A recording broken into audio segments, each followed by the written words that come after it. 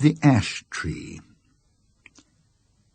Everyone who has travelled over eastern England knows the smaller country houses with which it is studded. The rather dank little buildings, usually in the Italian style, surrounded with parks of some 80 to 100 acres. For me, they have always had a very strong attraction. With the grey paling of split oak, the noble trees, the meres with their reed beds, and the line of distant woods. Then I like the pillared portico, perhaps stuck on to a red brick Queen Anne house, which has been faced with stucco to bring it into line with the Grecian taste of the end of the 18th century. The hall inside, going up to the roof, which hall ought always to be provided with a gallery and a small organ. I like the library, too, where you may find anything from a Psalter of the 13th century to a Shakespeare quarto.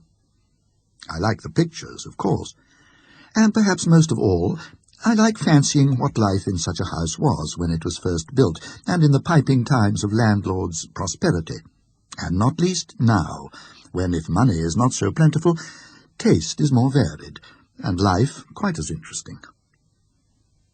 I wish to have one of these houses, and enough money to keep it together and entertain my friends in it modestly. But this is a digression. I have to tell you of a curious series of events which happened in such a house as I have tried to describe. It is Castringham Hall in Suffolk. I think a good deal has been done to the building since the period of my story, but the essential features I have sketched are still there.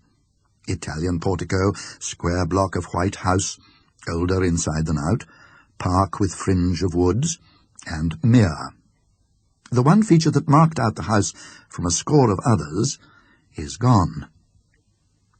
As you looked at it from the park, you saw on the right a great old ash tree, growing within half a dozen yards of the wall, and almost or quite touching the building with its branches.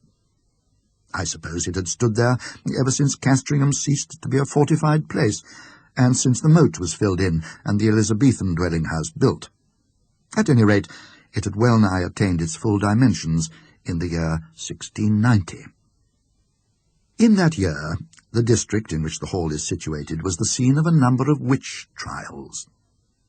It will be long, I think, before we arrive at a just estimate of the amount of solid reason, if there was any, which lay at the root of the universal fear of witches in old times. Whether the persons accused of this offence really did imagine that they were possessed of unusual powers of any kind, or whether they had the will at least, if not the power, of doing mischief to their neighbours, or whether all the confessions, of which there are so many, were extorted by the mere cruelty of the witch-finders, these are questions which are not, I fancy, yet solved. And the present narrative gives me pause. I cannot altogether sweep it away as mere invention. The reader must judge for himself. Castringham contributed a victim to the auto-da-fe. Mrs. Mothersole was her name, and she differed from the ordinary run of village witches only in being rather better off and in a more influential position. Efforts were made to save her by several reputable farmers of the parish. They did their best to testify to her character, and showed considerable anxiety as to the verdict of the jury. But what seems to have been fatal to the woman was the evidence of the then proprietor of Castringham Hall, Sir Matthew Fell. He deposed to having watched her on 3 different occasions from his window at the full of the moon, gathering sprigs from the ash tree near my house. She had climbed into the branches, clad only in her shift, and was cutting off small twigs with a peculiarly curved knife. And as she did so, she seemed to be talking to herself. On each occasion, Sir Matthew had done his best to capture the woman, but she had always taken alarm at some accidental noise he had made, and all he could see when he got down to the garden was a hare running across the park in the direction of the village. On the 3rd night, He had been at pains to follow at his best speed, and had gone straight to Mrs. Mothersole's house. But he had had to wait a quarter of an hour, battering at her door. And then she had come out very cross, and apparently very sleepy, as if just out of bed, and he had no good explanation to offer of his visit. Mainly on this evidence, though there was much more of a less striking and unusual kind from other parishioners, Mrs. Mothersole was found guilty and condemned to die. She was hanged a week after the trial, with 5 or 6 more unhappy creatures, at Bury St. Edmunds. Sir Matthew Fell, then Deputy Sheriff, was present at the execution. It was a damp, drizzly March morning when the cart made its way up the rough grass hill outside Northgate, where the gallows stood.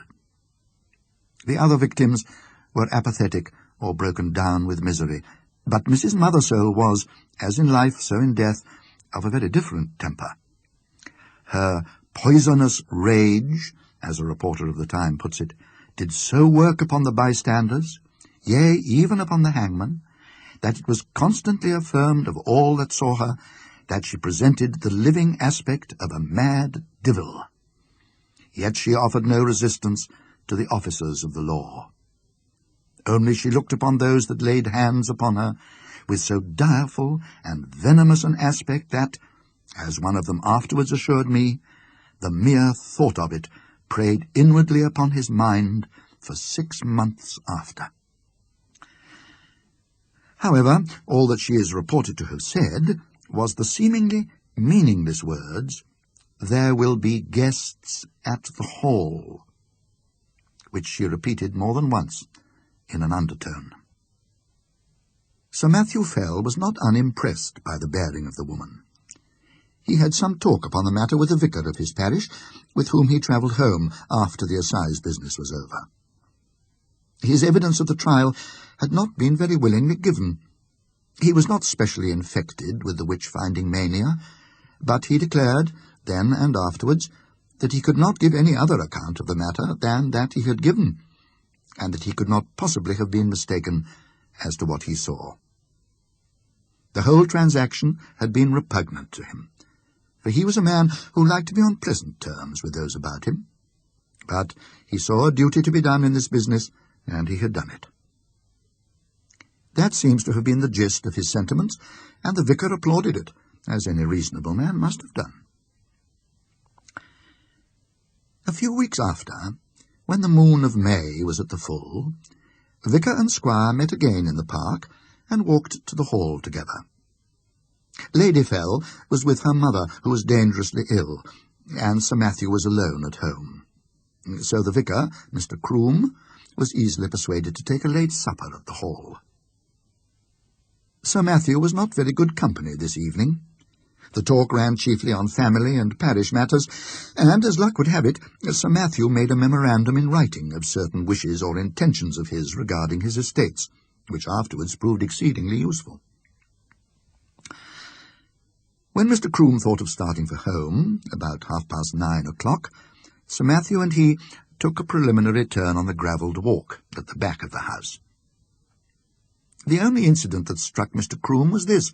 They were in sight of the ash tree, which I described as growing near the windows of the building, when Sir Matthew stopped and said, "What is that runs up and down the stem of the ash? It is never a squirrel. They will all be in their nests by now." The vicar looked and saw the moving creature, but he could make nothing of its colour in the moonlight. The sharp outline, however, seen for an instant, was imprinted on his brain, and he could have sworn, he said, though it sounded foolish, that, squirrel or not, it had more than 4 legs. Still, not much was to be made of the momentary vision, and the 2 men parted. They may have met since then, but it was not for a score of years.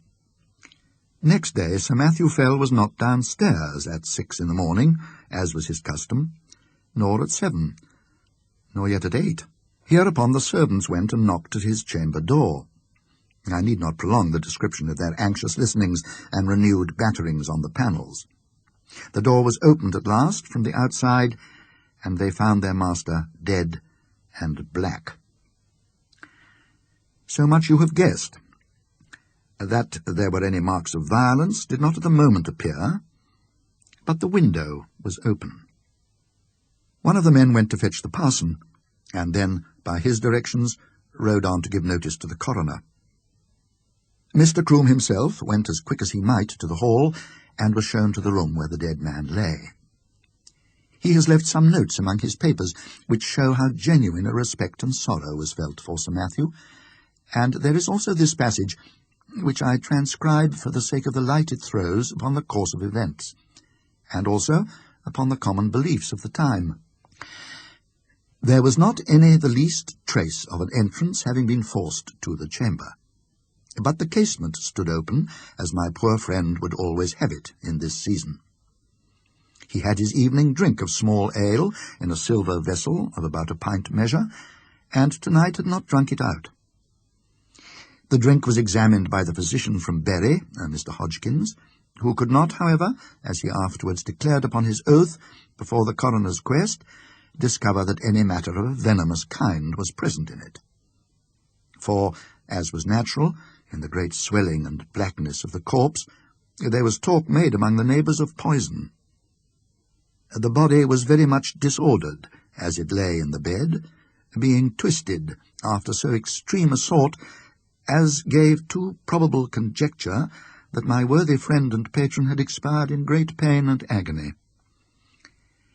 And what is as yet unexplained, and to myself the argument of some horrid and artful design in the perpetrators of this barbarous murder, was this, that the women, which were entrusted with the laying out of the corpse and washing it, being both sad persons and very well respected in their mournful profession, came to me in a great pain and distress both of mind and body, saying, what was indeed confirmed upon the first view, that they had no sooner touched the breast of the corpse with their naked hands than they were sensible of a more than ordinary violent smart and aching in their palms, which, with their whole forearms, in no long time, swelled so immoderately, the pain still continuing, that, as afterwards proved, during many weeks they were forced to lay by the exercise of their calling, and yet no mark seen on the skin. Upon hearing this, I sent for the physician, who was still in the house, and we made as careful a proof as we were able by the help of a small magnifying lens of crystal of the condition of the skin on this part of the body, but could not detect with the instrument we had any matter of importance beyond a couple of small punctures or pricks, which we then concluded were the spots by which the poison might be introduced, remembering that ring of Pope Borgia, with other known specimens of the horrid art of the Italian poisoners of the last age. So much is to be said of the symptoms seen on the corpse. As to what I am to add, it is merely my own experiment, and to be left to posterity to judge whether there be anything of value therein. There was on the table by the bedside a Bible of the small size, in which my friend, punctual as in matters of less moment, so in this more weighty one, used nightly and upon his first rising to read a set portion.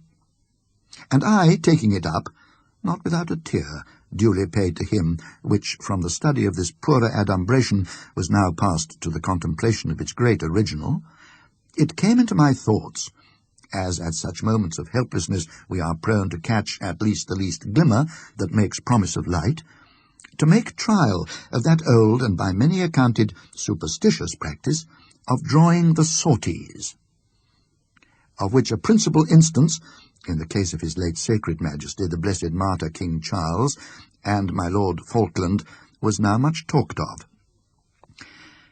I must needs admit that by my trial not much assistance was afforded me, yet, as the cause and origin of these dreadful events may hereafter be searched out, I set down the results.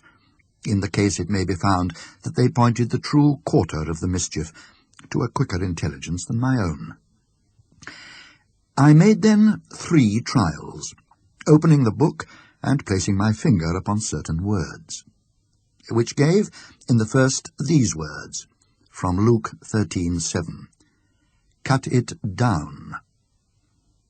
In the second, Isaiah 13:20, "It shall never be inhabited."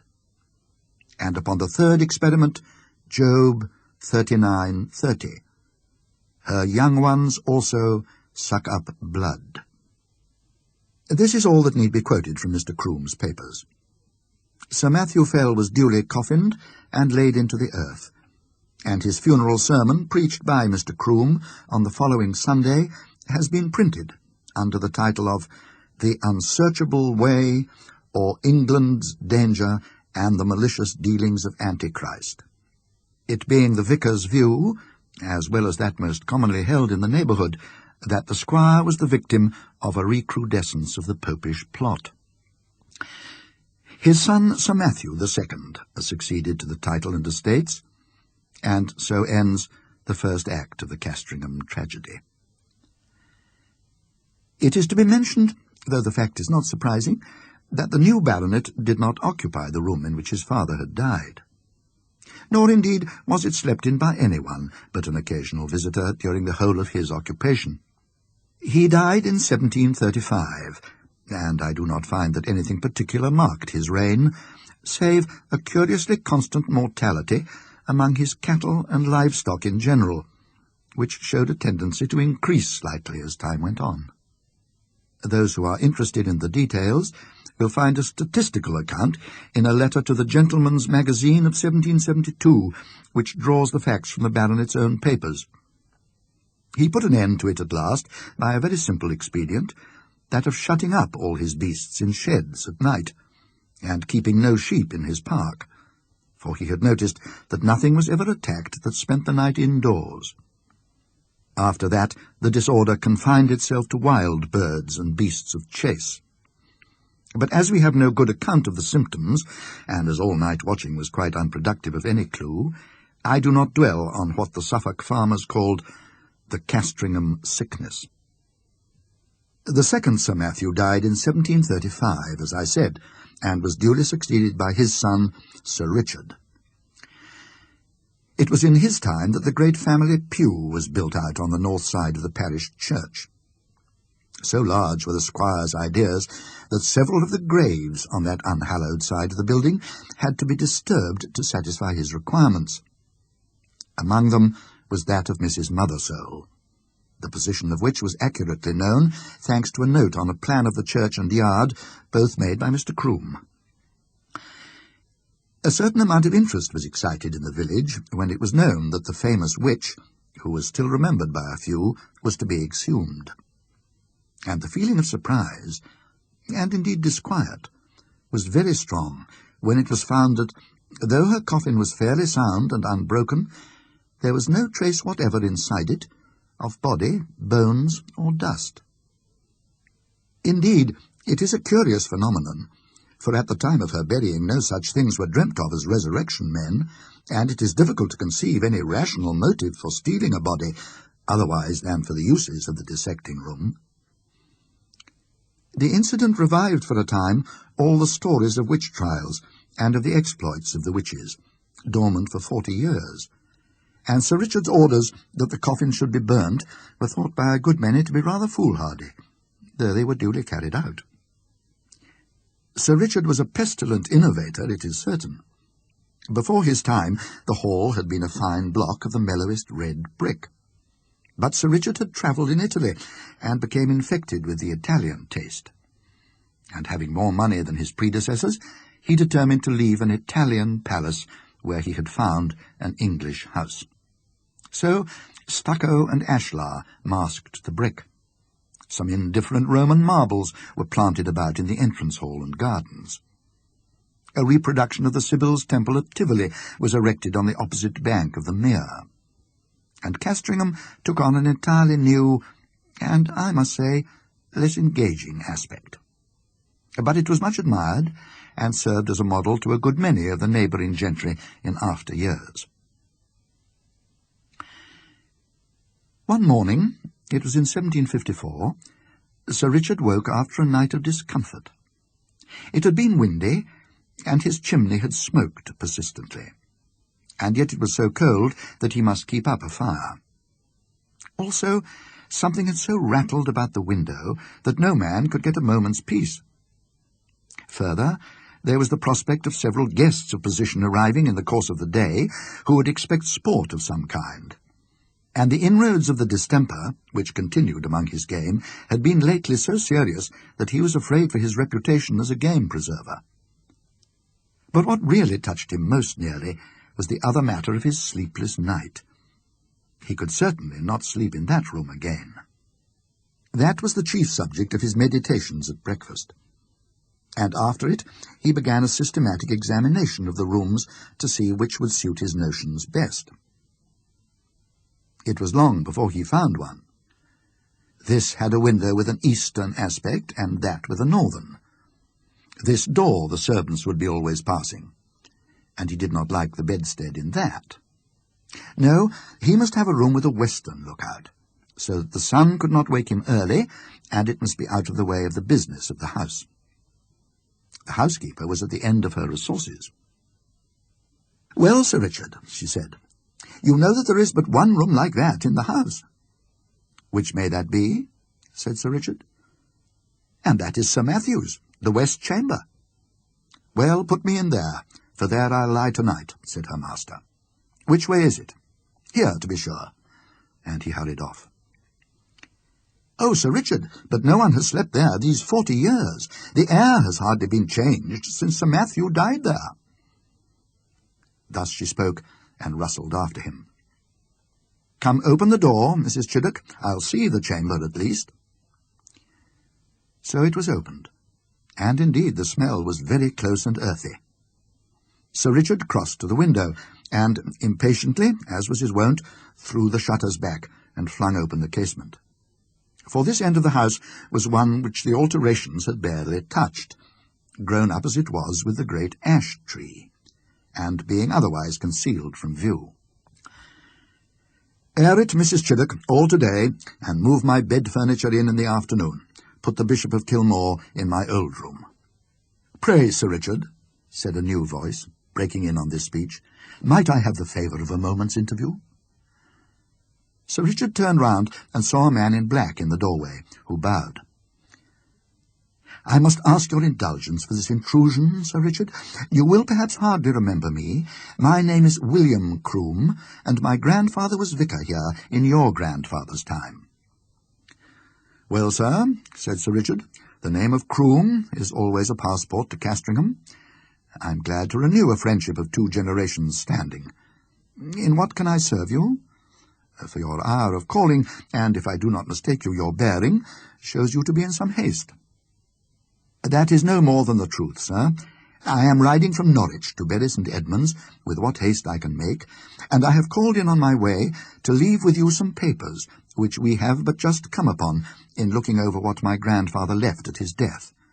It is thought you may find some matters of family interest in them."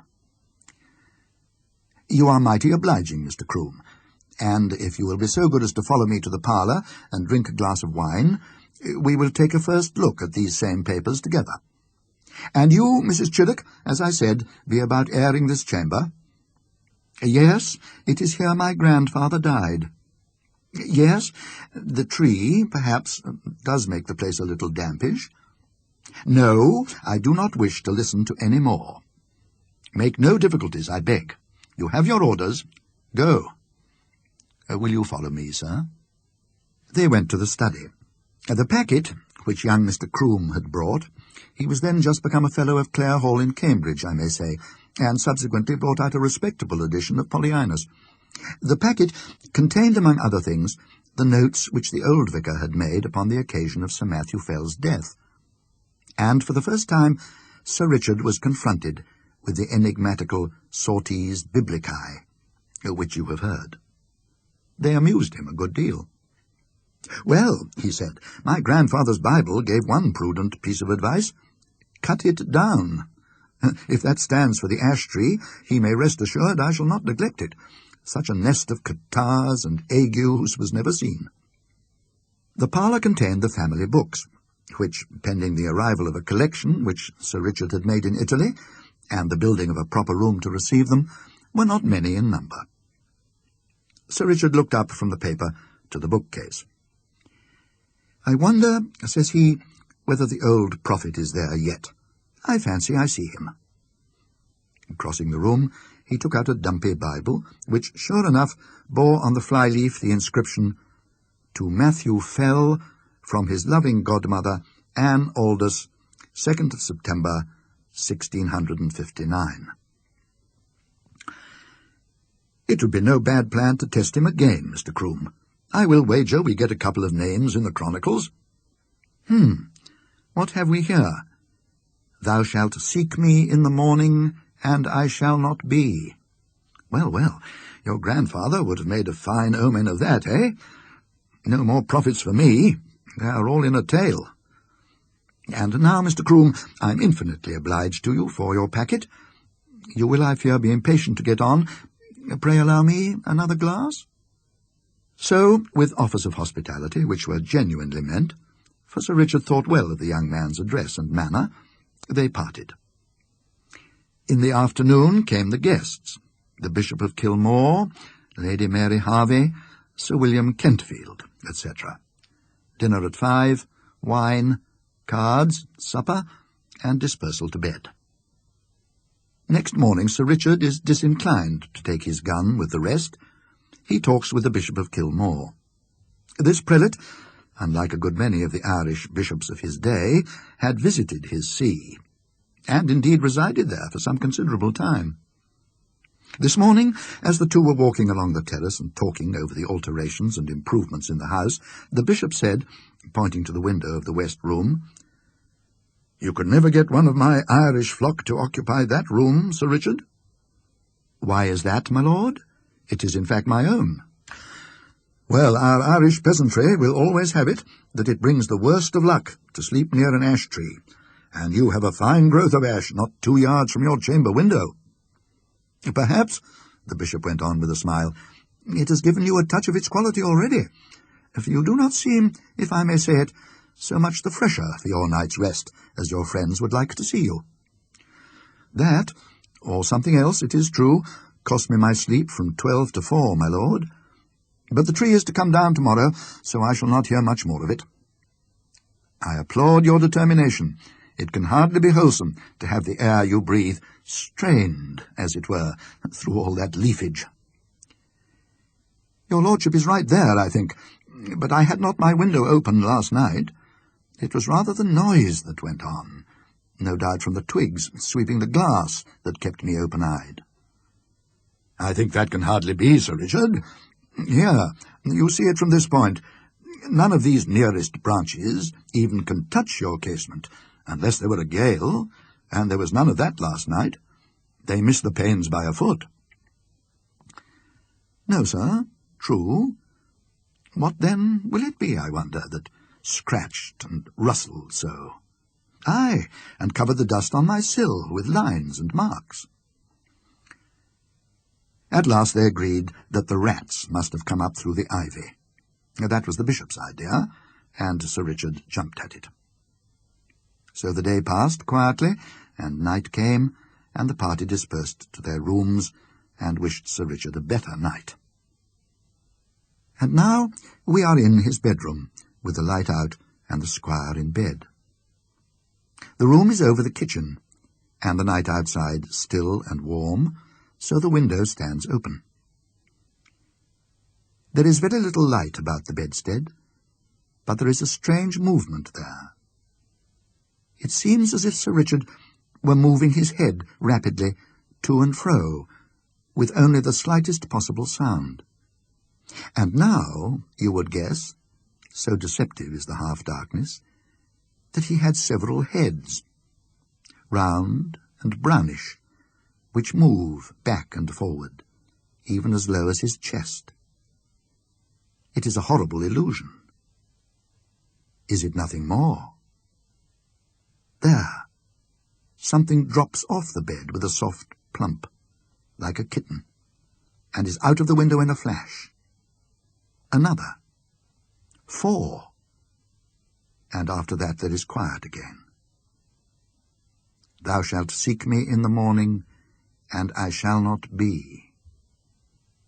As with Sir Matthew, so with Sir Richard, dead and black in his bed. A pale and silent party of guests and servants gathered under the window when the news was known. Italian poisoners, popish emissaries, infected air. All these and more guesses were hazarded, and the Bishop of Kilmore looked at the tree, in the fork of whose lower boughs a white tomcat was crouching, looking down the hollow which years had gnawed in the trunk. It was watching something inside the tree with great interest. Suddenly it got up and craned over the hole. Then a bit of the edge on which it stood gave way, and it went slithering in. Everyone looked up at the noise of the fall. It is known to most of us that a cat can cry, but few of us have heard, I hope, such a yell as came out of the trunk of the great ash. 2 or 3 screams there were, the witnesses are not sure which, and then a slight and muffled noise of some commotion or struggling was all that came. But Lady Mary Harvey fainted outright, and the housekeeper stopped her ears and fled till she fell on the terrace. The Bishop of Kilmore and Sir William Kentfield stayed. Yet even they were daunted, though it was only at the cry of a cat. And Sir William swallowed once or twice before he could say, "There is something more than we know of in that tree, my lord. I am for an instant search." And this was agreed upon. A ladder was brought, and one of the gardeners went up, and looking down the hollow could detect nothing but a few dim indications of something moving. They got a lantern and let it down by a rope. "We must get at the bottom of this. My life upon it, my lord, but the secret of these terrible deaths is there." Up went the gardener again with the lantern, and let it down the hole cautiously. They saw the yellow light upon his face as he bent over, and saw his face struck with an incredulous terror and loathing, before he cried out in a dreadful voice and fell back from the ladder, where happily he was caught by 2 of the men, letting the lantern fall inside the tree. He was in a dead faint, and it was some time before any word could be got from him. By then they had something else to look at. The lantern must have broken at the bottom, and the light in it caught upon dry leaves and rubbish that lay there, for in a few minutes a dense smoke began to come up, and then flame, and, to be short, the tree was in a blaze. The bystanders made a ring at some yards' distance, and Sir William and the Bishop sent men to get what weapons and tools they could, for clearly whatever might be using the tree as its lair would be forced out by the fire. So it was. First, at the fork, they saw a round body covered with fire, the size of a man's head, appear very suddenly, then seem to collapse and fall back. This 5 or 6 times. Then a similar ball leapt into the air and fell on the grass, where after a moment it lay still. The bishop went as near as he dared to it, and saw what but the remains of an enormous spider, veinous and seared. And as the fire burned lower down, more terrible bodies like this began to break out from the trunk, and it was seen that these were covered with greyish hair. All that day the ash burned, and until it fell to pieces the men stood about it, and from time to time killed the brutes as they darted out. At last there was a long interval when none appeared, and they cautiously closed in and examined the roots of the tree. They found, says the Bishop of Kilmore, below it a rounded hollow place in the earth, wherein were 2 or 3 bodies of these creatures that had plainly been smothered by the smoke. And what is to me more curious, at the side of this den, against the wall, was crouching the anatomy or skeleton of a human being, with the skin dried upon the bones, having some remains of black hair, which was pronounced by those that examined it to be undoubtedly the body of a woman, and clearly dead for a period of 50 years.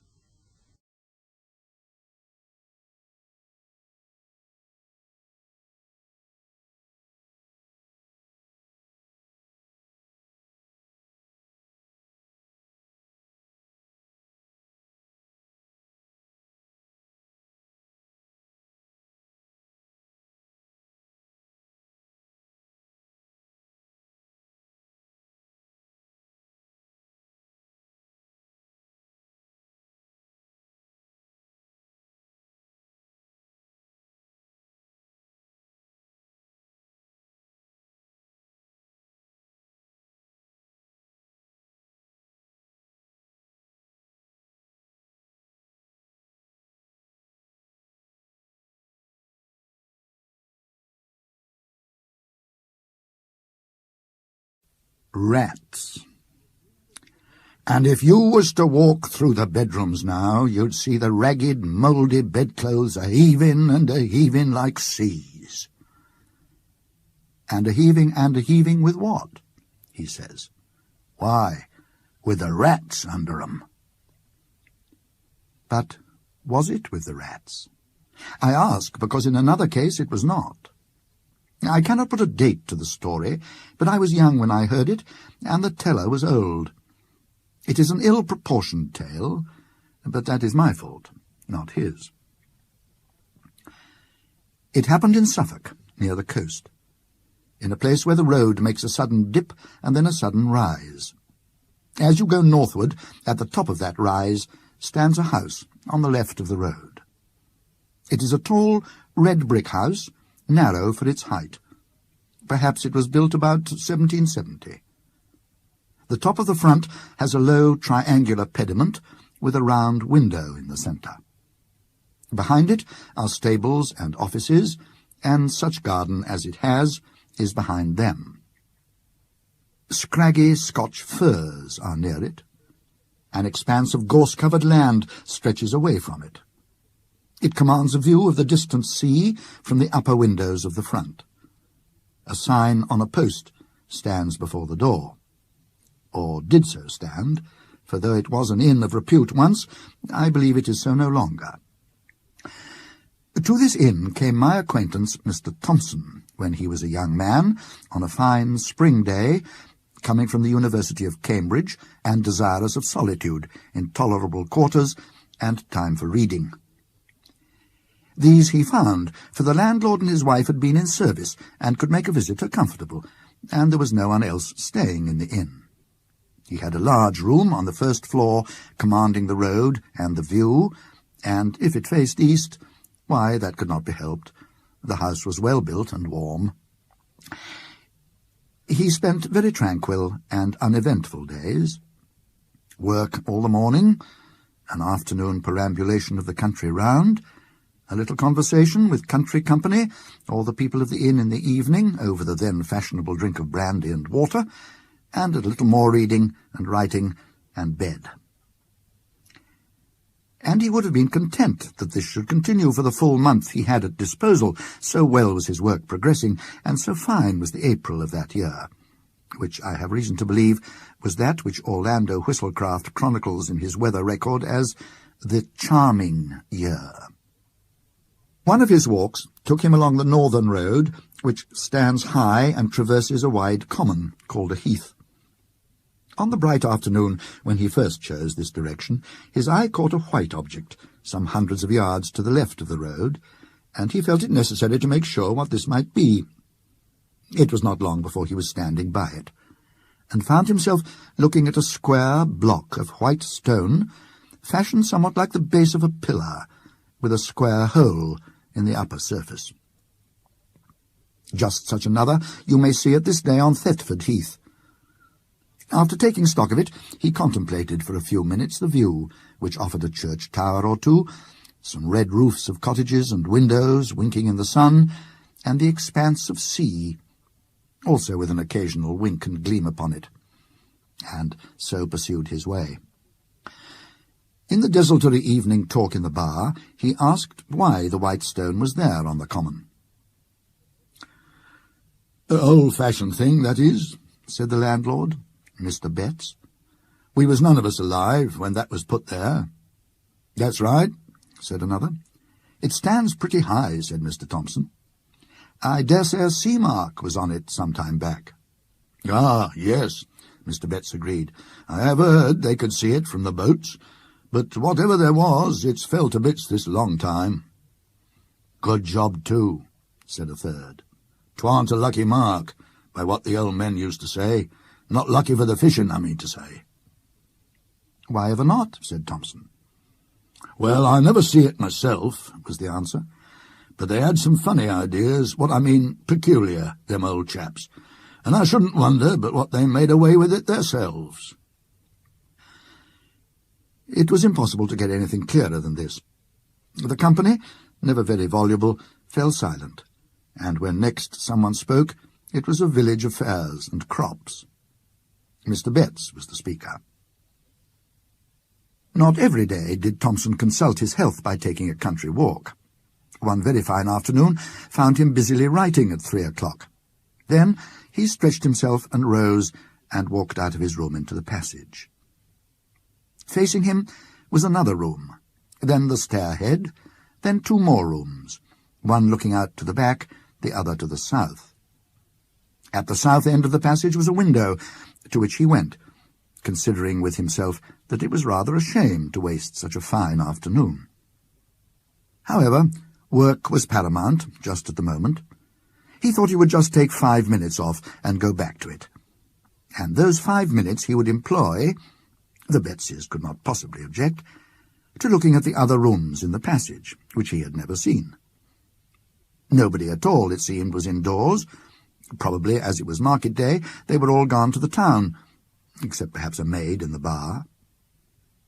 Very still the house was, and the sun shone really hot. Early flies buzzed in the window panes. So he explored. The room facing his own was undistinguished, except for an old print of Berries and Edmonds. The 2 next him on his side of the passage were gay and clean, with 1 window apiece, whereas his had 2. Remained the southwest room, opposite to the last which he had entered. This was locked, but Thompson was in a mood of quite indefensible curiosity, and feeling confident that there could be no damaging secrets in a place so easily got at, he proceeded to fetch the key of his own room, and when that did not answer, to collect the keys of the other 3. One of them fitted, and he opened the door. The room had 2 windows, looking south and west, so it was as bright and the sun as hot upon it as could be. Here there was no carpet, but bare boards. No pictures, no washing stand, only a bed in the farther corner.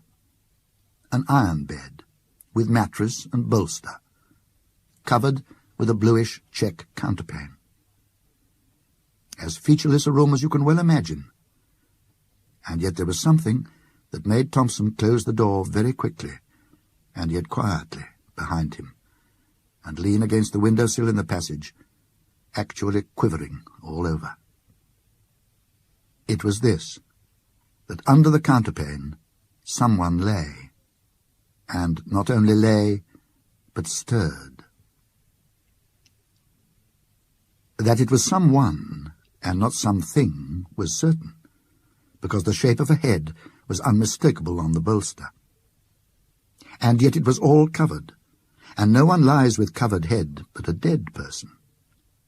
And this was not dead, not truly dead, for it heaved and shivered. If he had seen these things in dusk or by the light of a flickering candle, Thompson could have comforted himself and talked of fancy. On this bright day that was impossible. What was to be done? First lock the door at all costs. Very gingerly he approached it, and bending down listened, holding his breath. Perhaps there might be a sound of heavy breathing, and a prosaic explanation. There was absolute silence.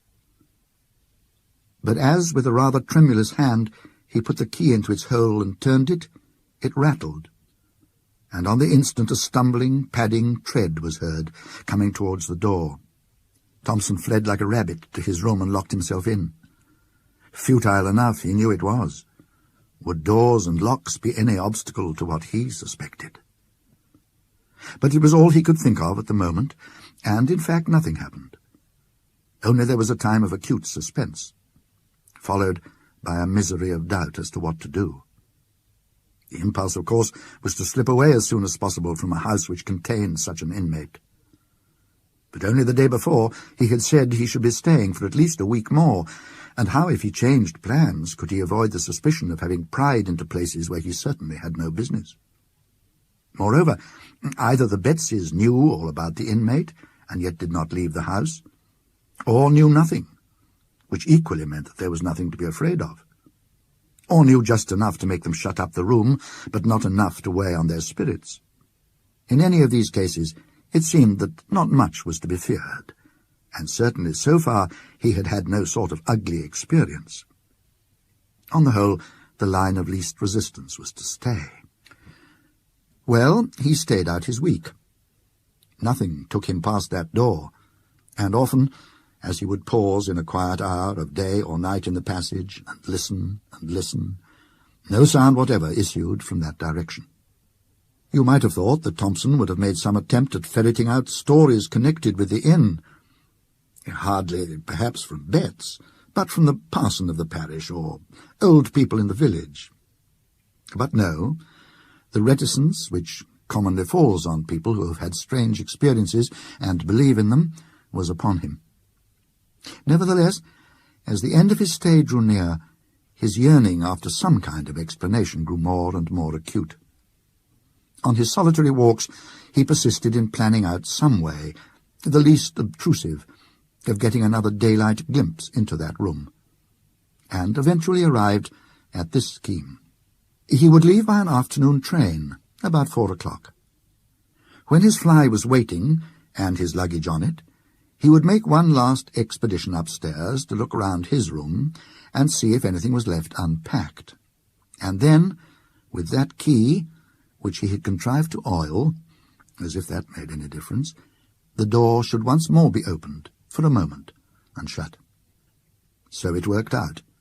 The bill was paid, the consequent small talk gone through while the fly was loaded. Pleasant part of the country, been very comfortable, thanks to you and Mrs. Betts, and hope to come back sometime, on one side, and on the other, very glad you found satisfaction, sir, done our best, always glad to have your good word, very much favoured we've been with the weather, to be sure. Then, I'll just take a look upstairs in case I've left a book or something out. No, don't trouble, I'll be back in a minute. And as noiselessly as possible, he stole to the door and opened it. The shattering of the illusion. He almost laughed aloud. Propped, or you might say sitting, on the edge of the bed was nothing in the round world but a scarecrow. A scarecrow out of the garden, of course, dumped into the deserted room. Yes, but here amusement ceased. Have scarecrows bare, bony feet? Do their heads loll onto their shoulders? Have they iron collars and links of chain about their necks? Can they get up and move, if never so stiffly, across a floor, with wagging head and arms close at their sides? And shiver? The slam of the door, the dash to the stairhead, the leap downstairs were followed by a faint. Awaking, Thompson saw Betts standing over him, with the brandy bottle, and a very reproachful face. "You shouldn't have done so, sir. Really you shouldn't. It ain't a kind way to act by persons as done the best they could for you." Thompson heard words of this kind, but what he said in reply he did not know. Mr. Betts, and perhaps even more Mrs. Betts, found it hard to accept his apologies and his assurances that he would say no word that could damage the good name of the house. However, they were accepted. Since the train could not now be caught, it was arranged that Thompson should be driven to the town to sleep there. Before he went, the Betseys told him what little they knew. "They says he was landlord here a long time back, and was in with the highwaymen that had their beat upon the heath. That's how he come by his end. Hung in chains, they say, up where you see that stone where the gallows stood in. Yes, the fishermen made away with that, I believe, because they see it out at sea, and it kept the fish off, according to their idea. Yes, we had the account from the people that had the house before we come. You keep that room shut up, they says, but don't move the bed out, and you'll find there won't be no trouble. And no more there has been. Not once he haven't come out into the house. What he may do now, there ain't no saying. Anyway, you're the first I know on that's seen him since we've been here. I never set eyes on him myself, nor don't want. And ever since we've made the servants' rooms in the stabling, we ain't had no difficulty that way. Only I do hope, sir, as you'll keep a close tongue, considering how an house do get talked about." With more to this effect. The promise of silence was kept for many years. The occasion of my hearing the story at last was this, that when Mr. Thompson came to stay with my father, it fell to me to show him to his room. And instead of letting me open the door for him, he stepped forward and threw it open himself, and then for some moments stood in the doorway, holding up his candle and looking narrowly into the interior. Then he seemed to recollect himself and said, "I beg your pardon, very absurd, but I can't help doing that for a particular reason." What that reason was, I heard some days afterwards, and you have heard now.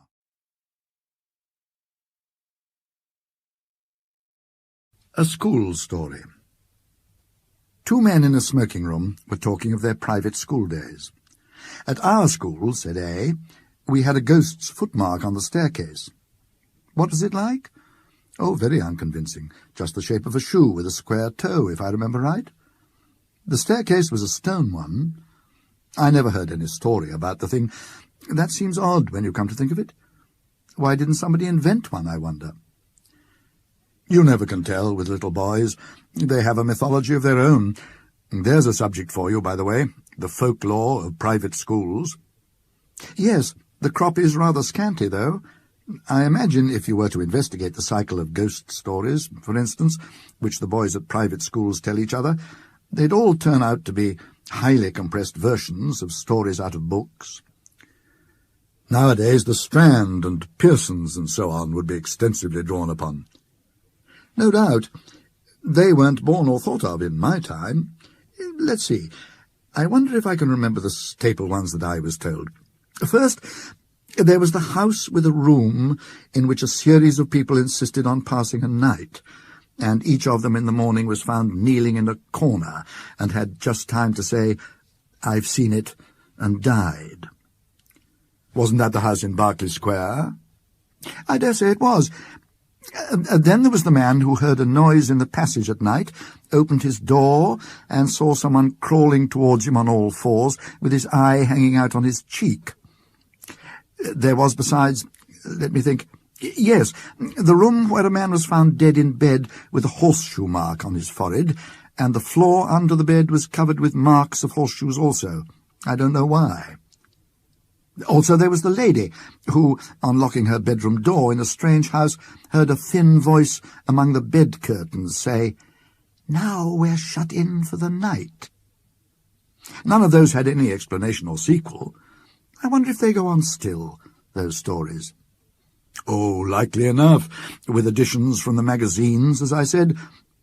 You never heard, did you, of a real ghost at a private school?" "I thought not. Nobody has that ever I came across." "From the way in which you said that, I gather that you have." "I really don't know. But this is what was in my mind. It happened at my private school 30-odd years ago, and I haven't any explanation of it. The school, I mean, was near London. It was established in a large and fairly old house, a great white building, with very fine grounds about it. There were large cedars in the garden, as there are in so many of the older gardens in the Thames Valley. and ancient elms in the 3 or 4 fields which we used for our games. I think probably it was quite an attractive place, but boys seldom allow that their schools possess any tolerable features. I came to the school in September, soon after the year 1870, and among the boys who arrived on the same day was one whom I took to, a Highland boy, whom I will call MacLeod. I needn't spend time in describing him. The main thing is that I got to know him very well. He was not an exceptional boy in any way, not particularly good at books or games, but he suited me. The school was a large one. There must have been from 120 to 130 boys there as a rule, and so a considerable staff of masters was required, and there were rather frequent changes among them. One term, perhaps it was my 3rd or 4th, a new master made his appearance. His name was Sampson. He was a tallish, stoutish, pale, black-bearded man. I think we liked him. He'd travelled a good deal and had stories which amused us on our school walks, so that there was some competition among us to get within earshot of him. I remember, too, dear me, I've hardly thought of it since then, that he had a charm on his watch chain that attracted my attention one day, and he let me examine it. It was, I now suppose, a gold Byzantine coin. There was an effigy of some absurd emperor on one side. The other side had been worn practically smooth, and he had had cut on it, rather barbarously, his own initials, G.W.S., and a date, 24th of July, 1865. Yes, I can see it now. He told me he'd picked it up in Constantinople. It was about the size of a florin, perhaps rather smaller. Well, the first odd thing that happened was this. Sampson was doing Latin grammar with us. One of his favourite methods, perhaps it is rather a good one, was to make us construct sentences out of our own heads to illustrate the rules he was trying to make us learn. Of course, that is a thing which gives a silly boy a chance of being impertinent. There are lots of school stories in which that happens, or anyhow there might be. But Sampson was too good a disciplinarian for us to think of trying that on with him. Now, on this occasion, he was telling us how to express remembering in Latin, and he ordered us each to make a sentence bringing in the verb memini, I remember. Well, most of us made up some ordinary sentence, such as, I remember my father, or he remembers his book, or something equally uninteresting. And I dare say a good many put down memino librum meum, and so forth. But the boy I mentioned, MacLeod, was evidently thinking of something more elaborate than that. The rest of us wanted to have our sentences passed and get on to something else, so some kicked him under the desk, and I, who was next to him, poked him and whispered to him to look sharp. But he didn't seem to attend. I looked at his paper and saw he had put down nothing at all. So I jogged him again, harder than before, and upbraided him sharply for keeping us all waiting. That did have some effect. He started and seemed to wake up, and then very quickly he scribbled about a couple of lines on his paper and showed it up with the rest. As it was the last, or nearly the last, to come in, and as Sampson had a good deal to say to the boys who had written Meminiscimus Patri Meo and the rest of it, it turned out that the clock struck 12 before he had got to MacLeod, and MacLeod had to wait afterwards to have his sentence corrected. There was nothing much going on outside when I got out, so I waited for him to come. He came very slowly when he did arrive, and I guessed there'd been some sort of trouble. "Well," I said, "what did you get?" "Oh, I don't know," said MacLeod, "nothing much. But I think Sampson's rather sick with me." "Why? Did you show him up some rot?" "No fear," he said. "It was all right as far as I could see. It was like this. Memento, that's right enough for remember, and it takes a genitive. Memento putei inter quatuor taxos." "What silly rot," I said. "What made you shove that down? What does it mean?" "That's the funny part," said MacLeod. I'm not quite sure what it does mean. All I know is it just came into my head and I corked it down. I know what I think it means, because just before I wrote it down, I had a sort of picture of it in my head. I believe it means, remember the well among the 4, what are those dark sort of trees that have red berries on them? Mountain ashes, I suppose you mean? I never heard of them, said MacLeod. No, I'll tell you. Yews. Well, and what did Samson say? Why, he was jolly odd about it. When he read it, he got up and went to the mantelpiece and stopped quite a long time without saying anything, with his back to me. And then he said, without turning round and rather quiet, "What do you suppose that means?"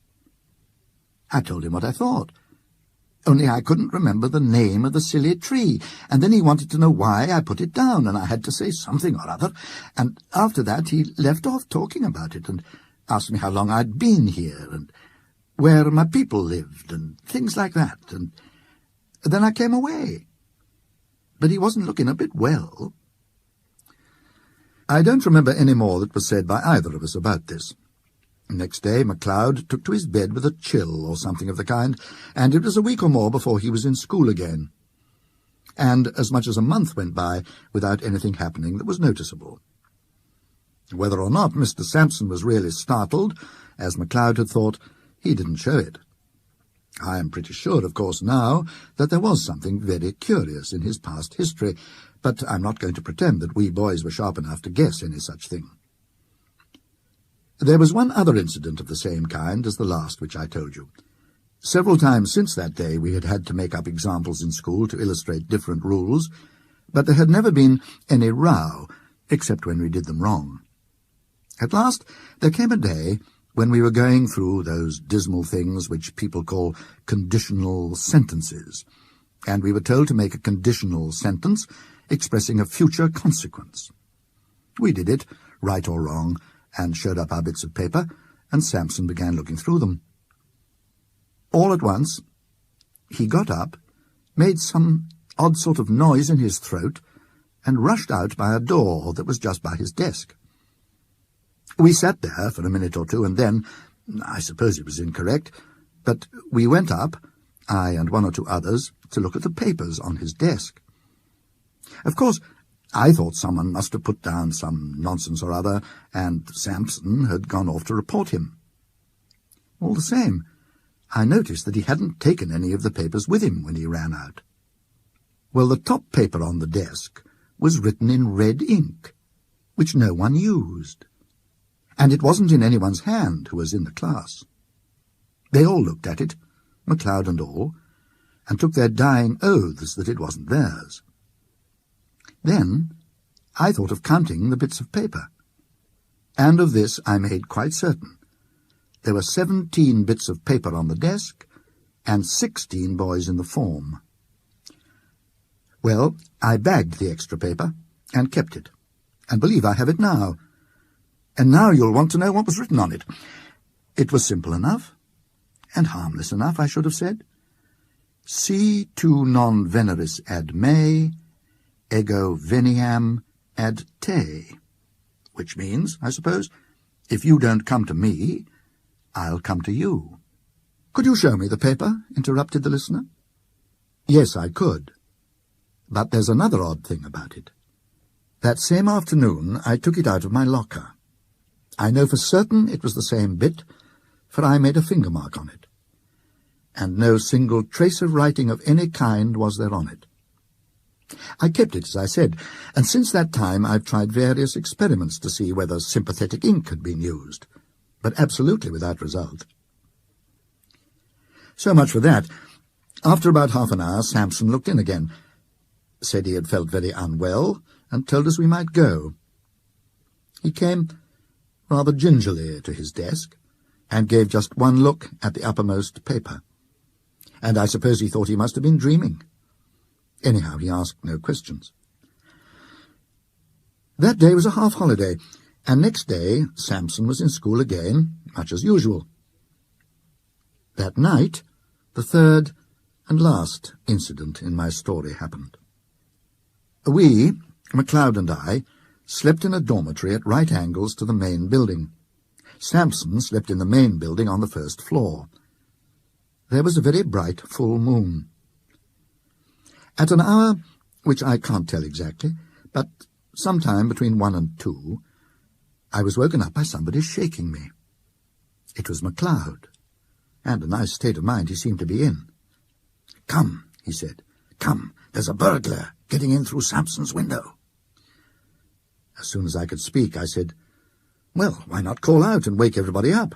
"No, no," he said, "I'm not sure who it is. Don't make a row. Come and look." Naturally, I came and looked, and naturally, there was no one there. I was cross enough and should have called MacLeod plenty of names, only I couldn't tell why. It seemed to me that there was something wrong, something that made me very glad I wasn't alone to face it. We were still at the window looking out, and as soon as I could, I asked him what he had heard or seen. "I didn't hear anything at all," he said, "but about 5 minutes before I woke you, I found myself looking out of this window here, and there was a man sitting or kneeling on Sampson's windowsill, and looking in, and I thought he was beckoning." "What sort of a man?" MacLeod wriggled. "I don't know," he said, "but I can tell you one thing. He was beastly thin, and he looked as if he was wet all over.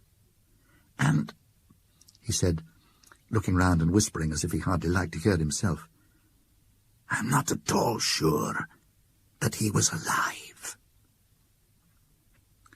We went on talking in whispers some time longer, and eventually crept back to bed. No one else in the room woke or stirred the whole time. I believe we did sleep a bit afterwards, but we were very cheap next day.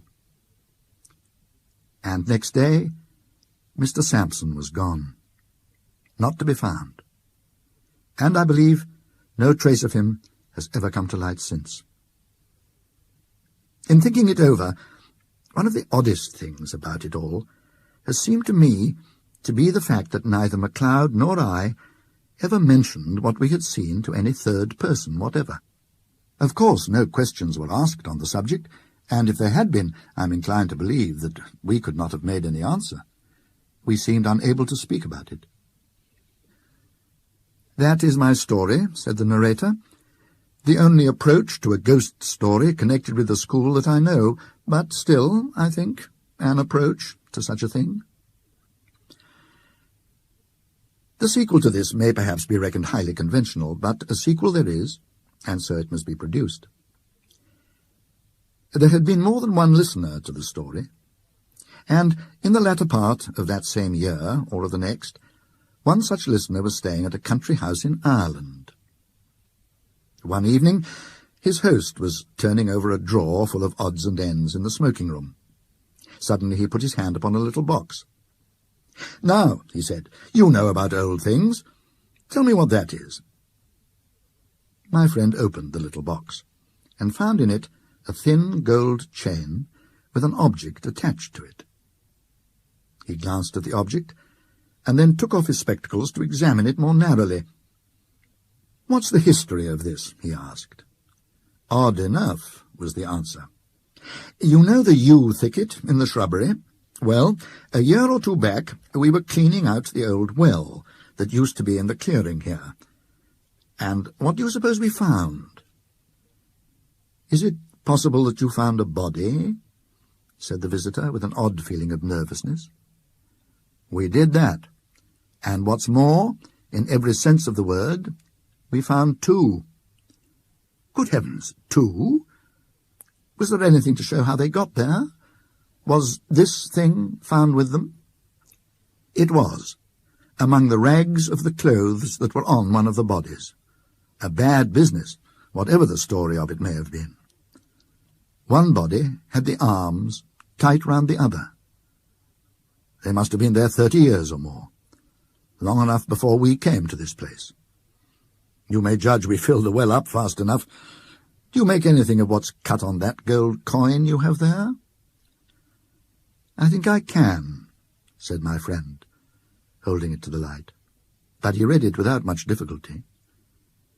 "It seems to be GWS, 24th of July, 1865.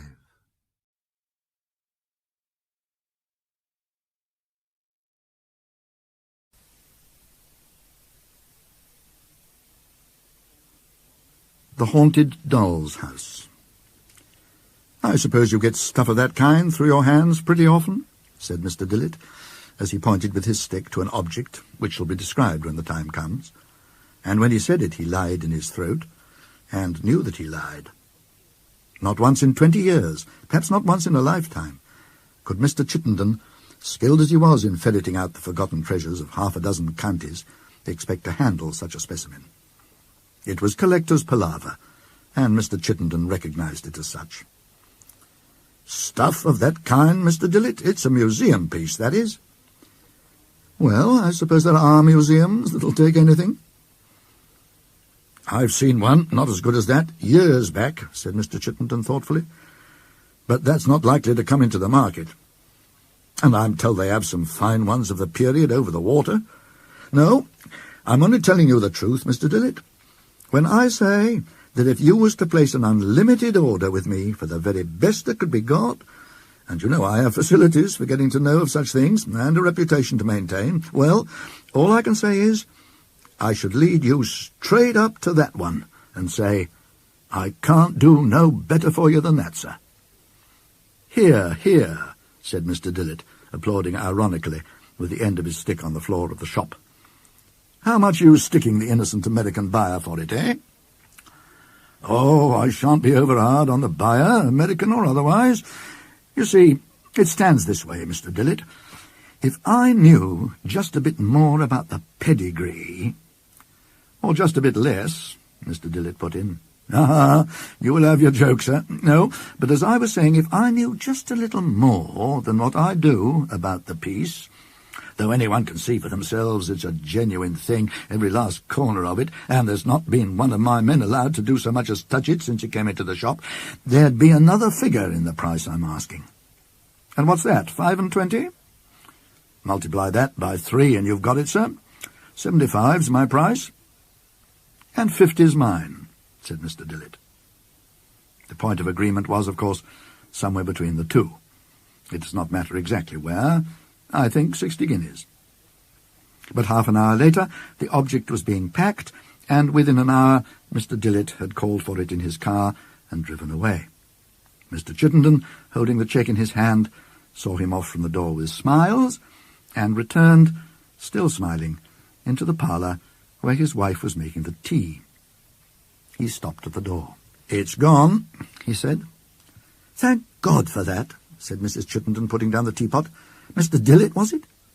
"Yes, it was." "Well, I'd sooner it was him than another." "Oh, I don't know. He ain't a bad fellow, my dear." "Maybe not, but in my opinion he'd be none the worse for a bit of a shake-up." "Well, if that's your opinion, it's my opinion he's put himself into the way of getting one. Anyhow, we shan't have no more of it. That's something to be thankful for." And so Mr. and Mrs. Chittenden sat down to tea. And what of Mr. Dillett, and of his new acquisition? What it was, the title of this story will have told you. What it was like, I shall have to indicate as well as I can. There was only just room enough for it in the car, and Mr. Dillett had to sit with the driver. He had also to go slow, for though the rooms of the doll's house had all been stuffed carefully with soft cotton wool, jolting was to be avoided, in view of the immense number of small objects which thronged them. And the 10-mile drive was an anxious time for him, in spite of all the precautions he insisted upon. At last his front door was reached, and Collins, the butler, came out. "Look here, Collins, you must help me with this thing. It's a delicate job. We must get it out upright, see? It's full of little things that mustn't be displaced more than we can help. Let's see, where shall we have it?" After a pause for consideration. "Really, I think I shall have to put it in my own room, to begin with, at any rate. On the big table. That's it." It was conveyed, with much talking, to Mr. Dillett's spacious room on the first floor, looking out on the drive. The sheeting was unwound from it, and the front door thrown open, and for the next hour or two Mr. Dillett was fully occupied in extracting the padding and setting in order the contents of the rooms. When this thoroughly congenial task was finished, I must say that it would have been difficult to find a more perfect and attractive specimen of a doll's house in Strawberry Hill Gothic than that which now stood on Mr. Dillett's large knee-hole table, lighted up by the evening sun which came slanting through 3 tall sash windows. It was quite 6 feet long, including the chapel or oratory, which flanked the front on the left as you faced it, and the stable on the right. The main block of the house was, as I have said, in the Gothic manner. That is to say, the windows had pointed arches, and were surmounted by what are called ogival hoods, with crockets and finials, such as we see on the canopies of tombs built into church walls. At the angles were absurd turrets covered with arched panels. The chapel had pinnacles and buttresses, and a bell in the turret, and coloured glass in the windows. When the front of the house was open, you saw 4 large rooms, bedroom, dining room, drawing room, and kitchen, each with its appropriate furniture in a very complete state. The stable on the right was in 2 stories, with its proper complement of horses, coaches, and grooms, and with its clock and Gothic cupola for the clock bell. Pages, of course, might be written on the outfit of the mansion. How many frying pans, how many gilt chairs, hot pictures, carpets, chandeliers, 4 posters, table linen, glass, crockery, and plate it possessed. But all this must be left to the imagination. I will only say that the base or plinth on which the house stood, for it was fitted with one of some depth, which allowed of a flight of steps to the front door and a terrace, partly balustraded, contained a shallow drawer or drawers in which were neatly stored sets of embroidered curtains, changes of raiment for the inmates, and, in short, all the materials for an infinite series of variations and refittings of the most absorbing and delightful kind. Quintessence of Horace Walpole. That's what it is. He must have had something to do with the making of it. Such was Mr. Dillett's murmured reflection as he knelt before it in a reverent ecstasy. Simply wonderful. This is my day, and no mistake. £500 coming in this morning for that cabinet which I never cared about, and now this, tumbling into my hands for a 10th, at the very most, of what it would fetch in town. Well, well, it almost makes one afraid something will happen to counter it. Let's have a look at the population, anyhow. Accordingly, he set them before him in a row. Again, here is an opportunity, which some would snatch at, of making an inventory of costume. I am incapable of it. There were a gentleman and lady, in blue satin and brocade, respectively. There were 2 children, a boy and a girl. There was a cook, a nurse, a footman, and there were the stable servants, 2 postilions, a coachman, 2 grooms. Anyone else? Yes, possibly. The curtains of the 4-poster in the bedroom were closely drawn round all 4 sides of it, and he put his finger in between them and felt in the bed. He drew the finger back hastily, for it almost seemed to him as if something had not stirred, perhaps, but yielded in an odd, live way as he pressed it. Then he put back the curtains, which ran on rods in the proper manner, and extracted from the bed a white-haired old gentleman in a long linen nightdress and cap, and laid him down by the rest. The tale was complete. Dinner time was now near, so Mr. Dillett spent but 5 minutes in putting the lady and children into the drawing-room, the gentleman into the dining-room, the servants into the kitchen and stables, and the old man back into his bed. He retired into his dressing-room next door, and we see and hear no more of him until something like 11 o'clock at night. His whim was to sleep surrounded by some of the gems of his collection. The big room in which we have seen him contained his bed. Bath, wardrobe, and all the appliances of dressing were in a commodious room adjoining. But his four-poster, which itself was a valued treasure, stood in the large room where he sometimes wrote, and often sat, and even received visitors. Tonight he repaired to it in a highly complacent frame of mind.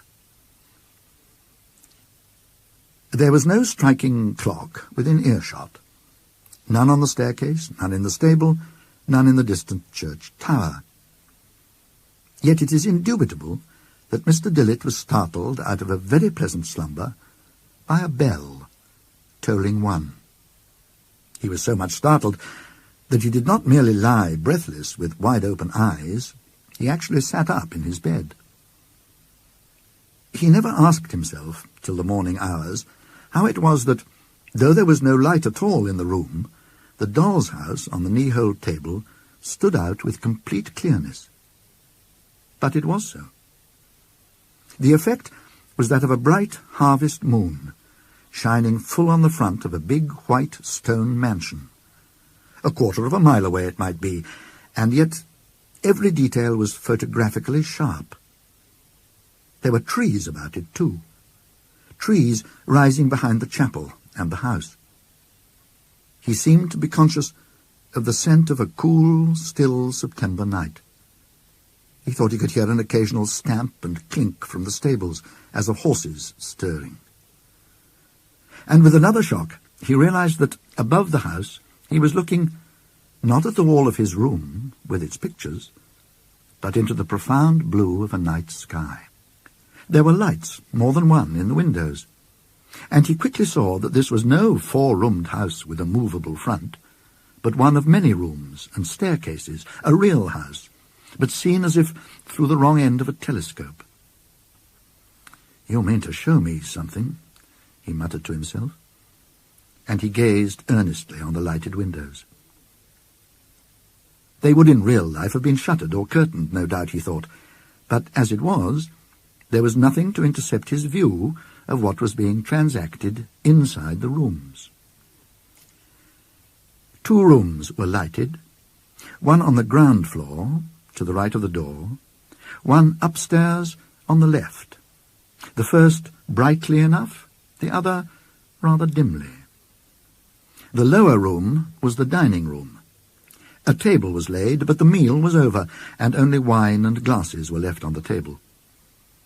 The man of the blue satin and the woman of the brocade were alone in the room, and they were talking very earnestly, seated close together at the table, their elbows on it. Every now and again stopping to listen, as it seemed. Once he rose, came to the window and opened it, and put his head out and his hand to his ear. There was a lighted taper in a silver candlestick on a sideboard. When the man left the window, he seemed to leave the room also, and the lady, taper in hand, remained standing and listening. The expression on her face was that of one striving her utmost to keep down a fear that threatened to master her, and succeeding. It was a hateful face, too, broad, flat, and sly. Now the man came back, and she took some small thing from him and hurried out of the room. He, too, disappeared, but only for a moment or two. The front door slowly opened, and he stepped out and stood on the top of the perron, looking this way and that, then turned towards the upper window that was lighted and shook his fist. It was time to look at that upper window. Through it was seen a four-post bed, a nurse or other servant in an armchair, evidently sound asleep. In the bed, an old man lying, awake, and, one would say, anxious, from the way in which he shifted about and moved his fingers, beating tunes on the coverlet. Beyond the bed a door opened. Light was seen on the ceiling, and the lady came in. She set down her candle on a table, came to the fireside, and roused the nurse. In her hand she had an old-fashioned wine bottle, ready uncorked. The nurse took it, poured some of the contents into a little silver saucepan, added some spice and sugar from castors on the table, and set it to warm on the fire. Meanwhile, the old man in the bed beckoned feebly to the lady, who came to him, smiling, took his wrist as if to feel his pulse, and bit her lip, as if in consternation. He looked at her anxiously, and then pointed to the window and spoke. She nodded, and did as the man below had done, opened the casement and listened, perhaps rather ostentatiously, then drew in her head and shook it, looking at the old man, who seemed to sigh. By this time the posset on the fire was steaming, and the nurse poured it into a small two-handled silver bowl and brought it to the bedside. The old man seemed disinclined for it and was waving it away, but the lady and the nurse together bent over him and evidently pressed it upon him. He must have yielded, for they supported him into a sitting position and put it to his lips. He drank most of it, in several draughts, and they laid him down. The lady left the room, smiling good night to him, and took the bowl, the bottle, and the silver saucepan with her. The nurse returned to the chair, and there was an interval of complete quiet. Suddenly the old man started up in his bed, and he must have uttered some cry, for the nurse started out of her chair and made but one step of it to the bedside. He was a sad and terrible sight, flushed in the face, almost to blackness, the eyes glaring whitely, both hands clutching at his heart, foam at his lips. For a moment the nurse left him, ran to the door, flung it wide open, and, one supposes, screamed aloud for help, then darted back to the bed and seemed to try feverishly to soothe him, to lay him down, anything. But as the lady, her husband, and several servants rushed into the room with horrified faces, the old man collapsed under the nurse's hands and lay back, and the features, contorted with agony and rage, relaxed slowly into calm. A few moments later, lights showed out to the left of the house, and a coach with flambeaux drove up to the door. A white-wigged man in black got nimbly out and ran up the steps, carrying a small leather trunk-shaped box. He was met in the doorway by the man and his wife, she with her handkerchief clutched between her hands, he with a tragic face, but retaining his self-control. They led the newcomer into the dining-room, where he set his box of papers on the table, and, turning to them, listened with a face of consternation at what they had to tell. He nodded his head again and again, threw out his hands slightly, declined, it seemed, offers of refreshment and lodging for the night, and, within a few minutes, came slowly down the steps, entering the coach and driving off the way he had come.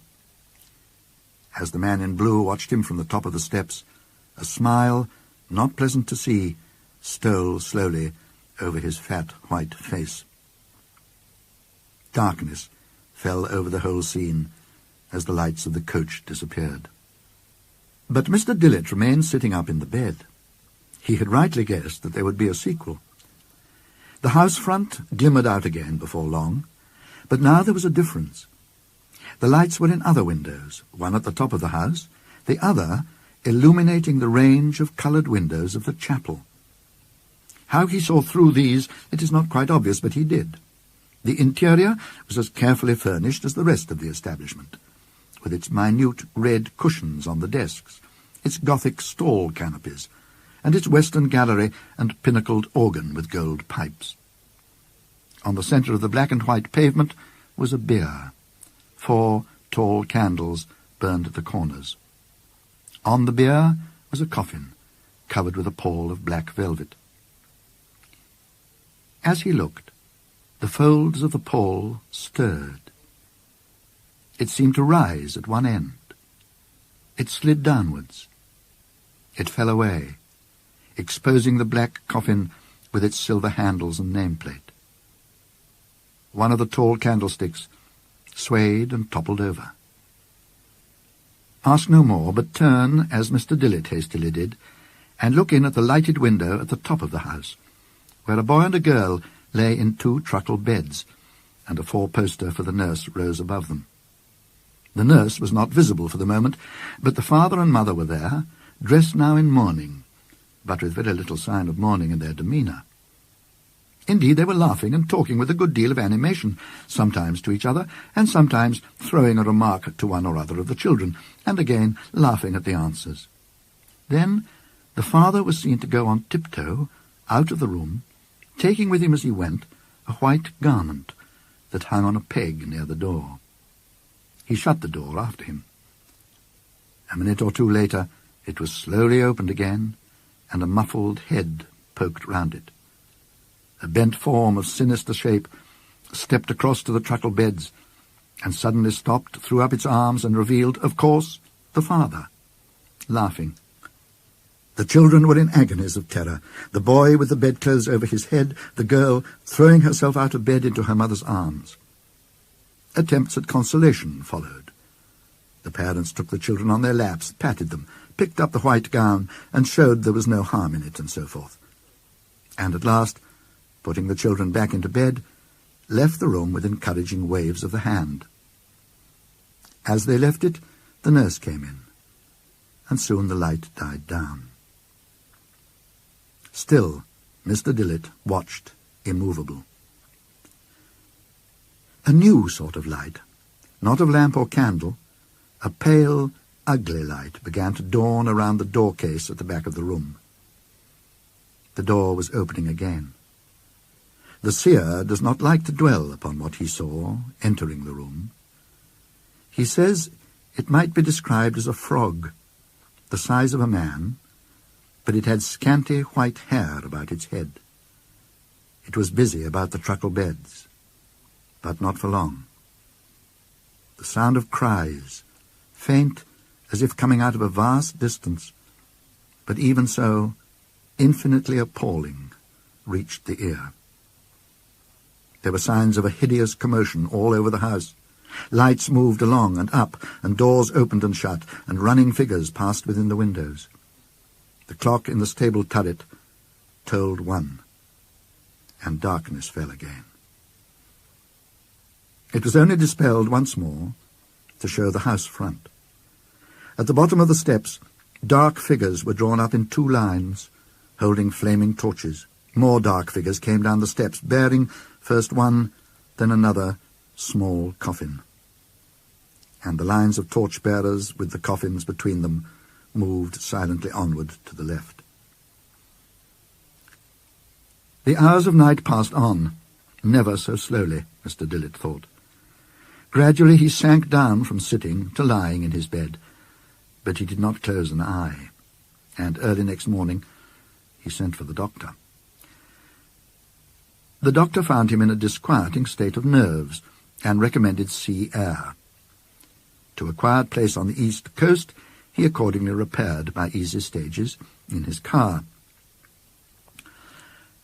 One of the first people he met on the seafront was Mr. Chittenden, who, it appeared, had likewise been advised to take his wife away for a bit of a change. Mr. Chittenden looked somewhat askance upon him when they met, and not without cause. "Well, I don't wonder at you being a bit upset, Mr. Dillett." "What?" "Yes, well, I might say horrible upset, to be sure, seeing what me and my poor wife went through ourselves. But I put it to you, Mr. Dillett, one of 2 things. Was I going to scrap a lovely piece like that, on the one hand, or was I going to tell customers, I'm selling you a regular picture palace drama in real life of the olden time, billed to perform regular at 1 o'clock a.m.? Why, what would you have said yourself? Next thing you know, 2 justices of the peace in the back parlour, and poor Mr. and Mrs. Chittenden off in a spring cart to the county asylum, and everyone in the street saying, I thought it had come to that. Look at the way the man drank. And me next door, or next door but one, to a total abstainer, as you know. Well, there was my position. What? Me have it back in the shop? Well, what do you think? No, but I'll tell you what I will do. You shall have your money back, bar the £10 I paid for it, and you make what you can. Later in the day, in what is offensively called the smoke-room of the hotel, a murmured conversation between the 2 men went on for some time. "How much do you really know about that thing, and where it came from?" "Honest, Mr. Dillett, I don't know the house. Of course, it came out of the lumber room of a country house, that anyone could guess, but I'll go so far as to say this, that I believe it's not 100 miles from this place. Which direction, how far, I've no notion. I'm only judging by guesswork.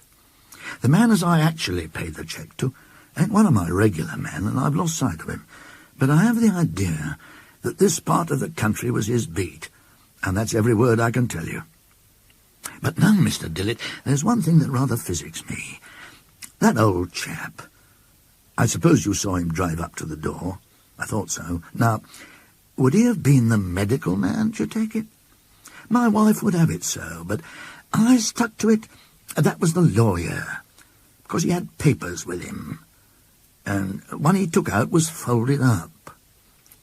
I agree, said Mr. Dillett. Thinking it over, I came to the conclusion that was the old man's will, ready to be signed. Just what I thought, said Mr. Chittenden. And I took it that will would have cut out the young people, eh? Well, it's been a lesson to me, I know that. I shan't buy no more dolls' houses, nor waste no more money on the pictures. As to this business of poisoning Grandpa, well, if I know myself, I never had much of a turn for that. Live and let live. That's been my motto throughout life. I ain't found it a bad one. Filled with these elevated sentiments, Mr. Chittenden retired to his lodgings. Mr. Dillett next day repaired to the local institute, where he hoped to find some clue to the riddle that absorbed him. He gazed in despair at a long file of the Canterbury and York Society's publications of the parish registers of the district. No print resembling the house of his nightmare was among those that hung on the staircase and in the passages.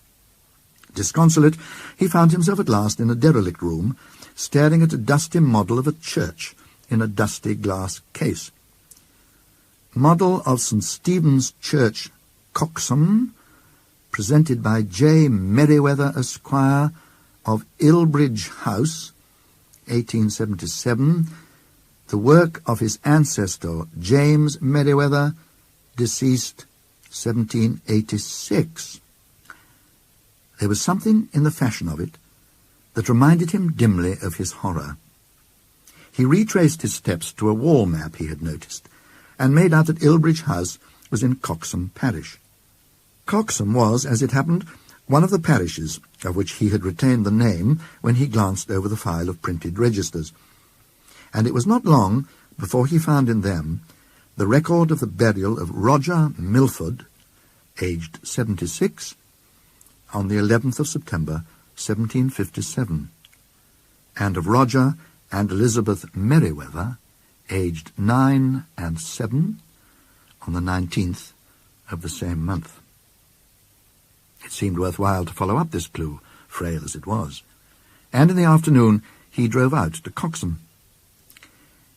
The east end of the north aisle of the church is a Milford chapel, and on its north wall are tablets to the same persons.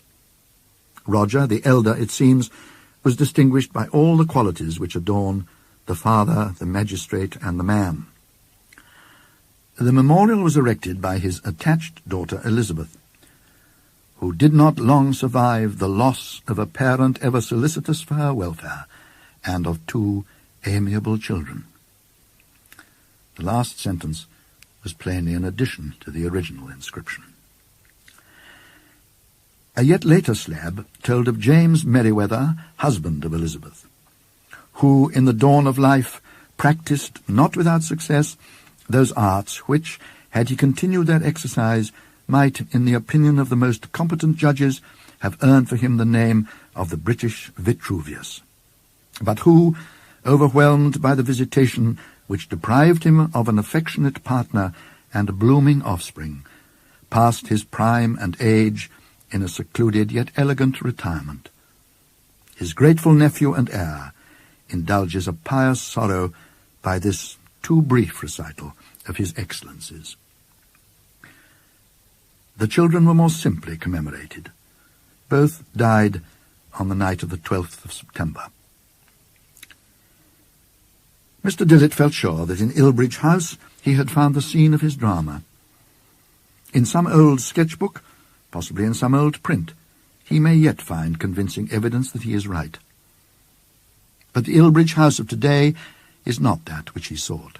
It is an Elizabethan erection of the 40s in red brick, with stone coins and dressings.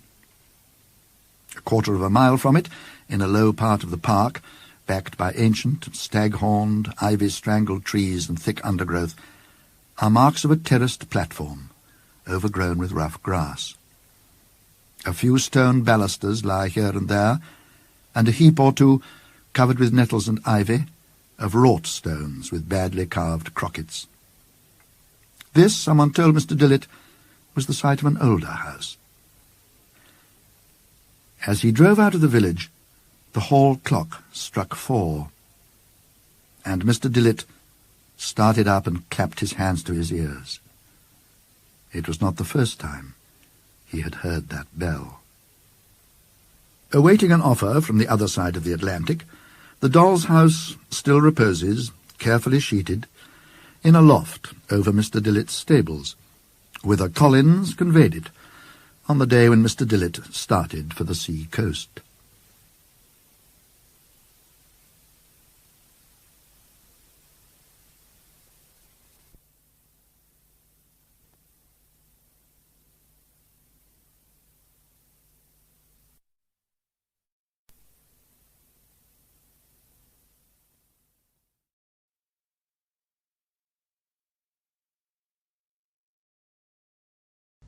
The Diary of Mr. Poynter. The sale-room of an old and famous firm of book auctioneers in London is, of course, a great meeting place for collectors, librarians and dealers, not only when an auction is in progress, but perhaps even more notably when books that are coming on for sale are upon view.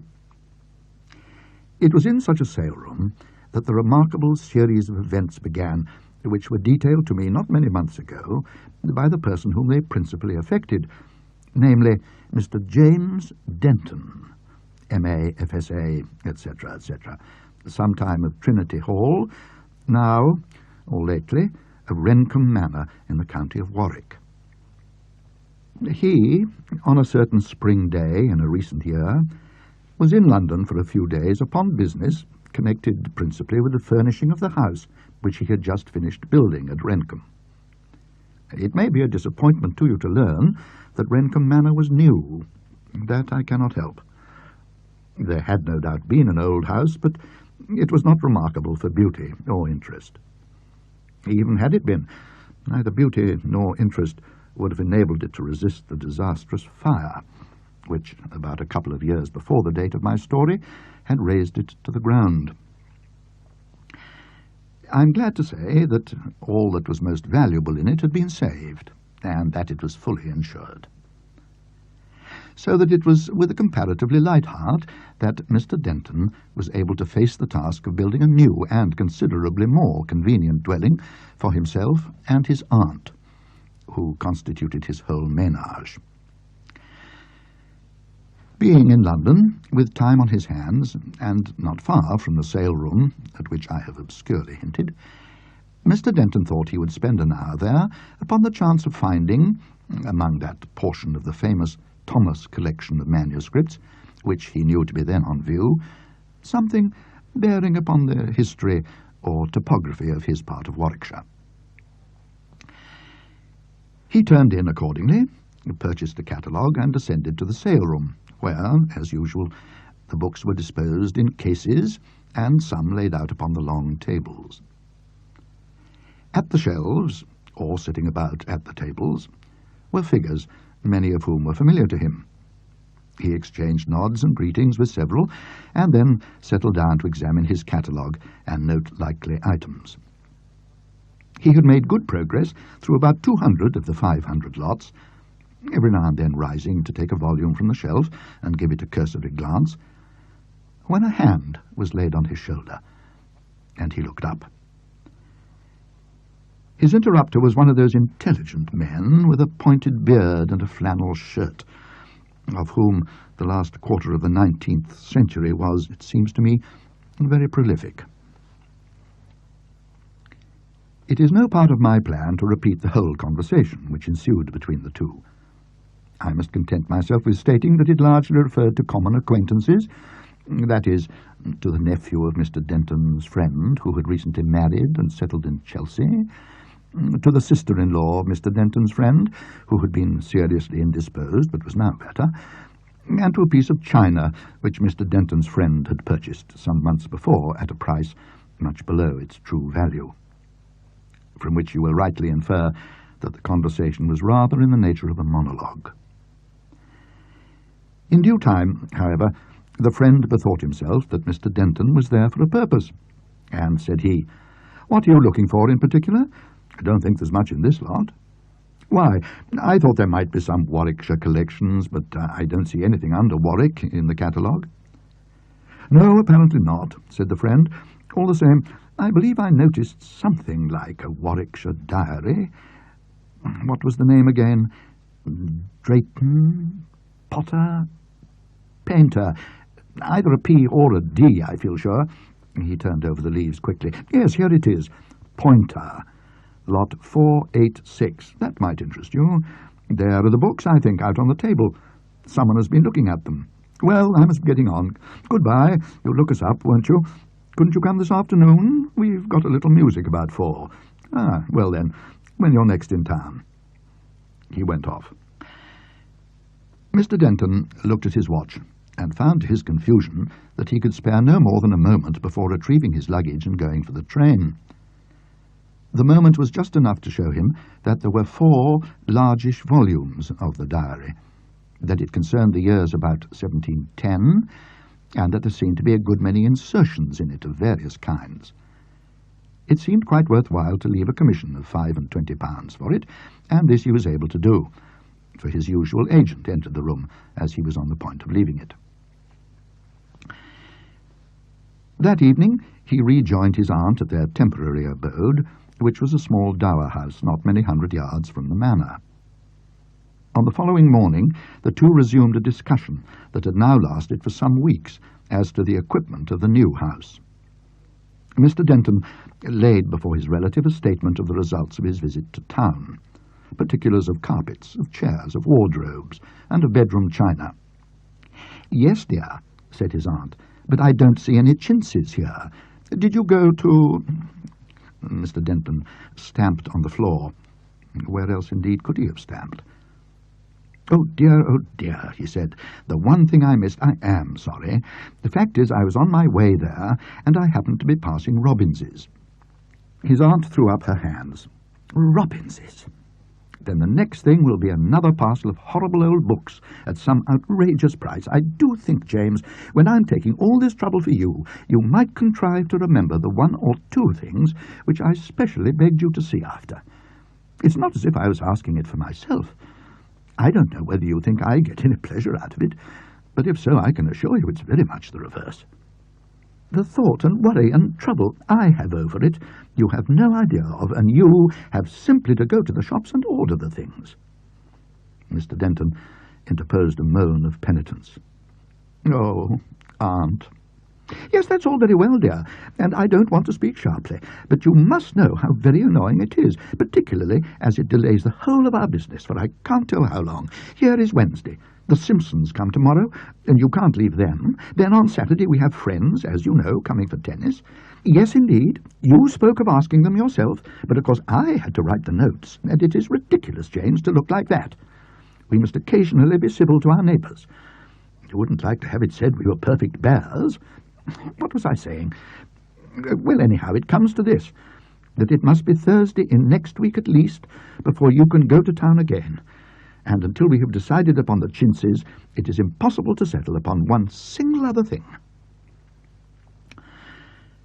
Mr. Denton ventured to suggest that as the paint and wallpapers had been dealt with, this was too severe a view, but this his aunt was not prepared to admit at the moment. Nor, indeed, was there any proposition he could have advanced which she would have found herself able to accept. However, as the day went on, she receded a little from this position. Examined with lessening disfavour the samples and price lists submitted by her nephew, and even in some cases gave a qualified approval to his choice.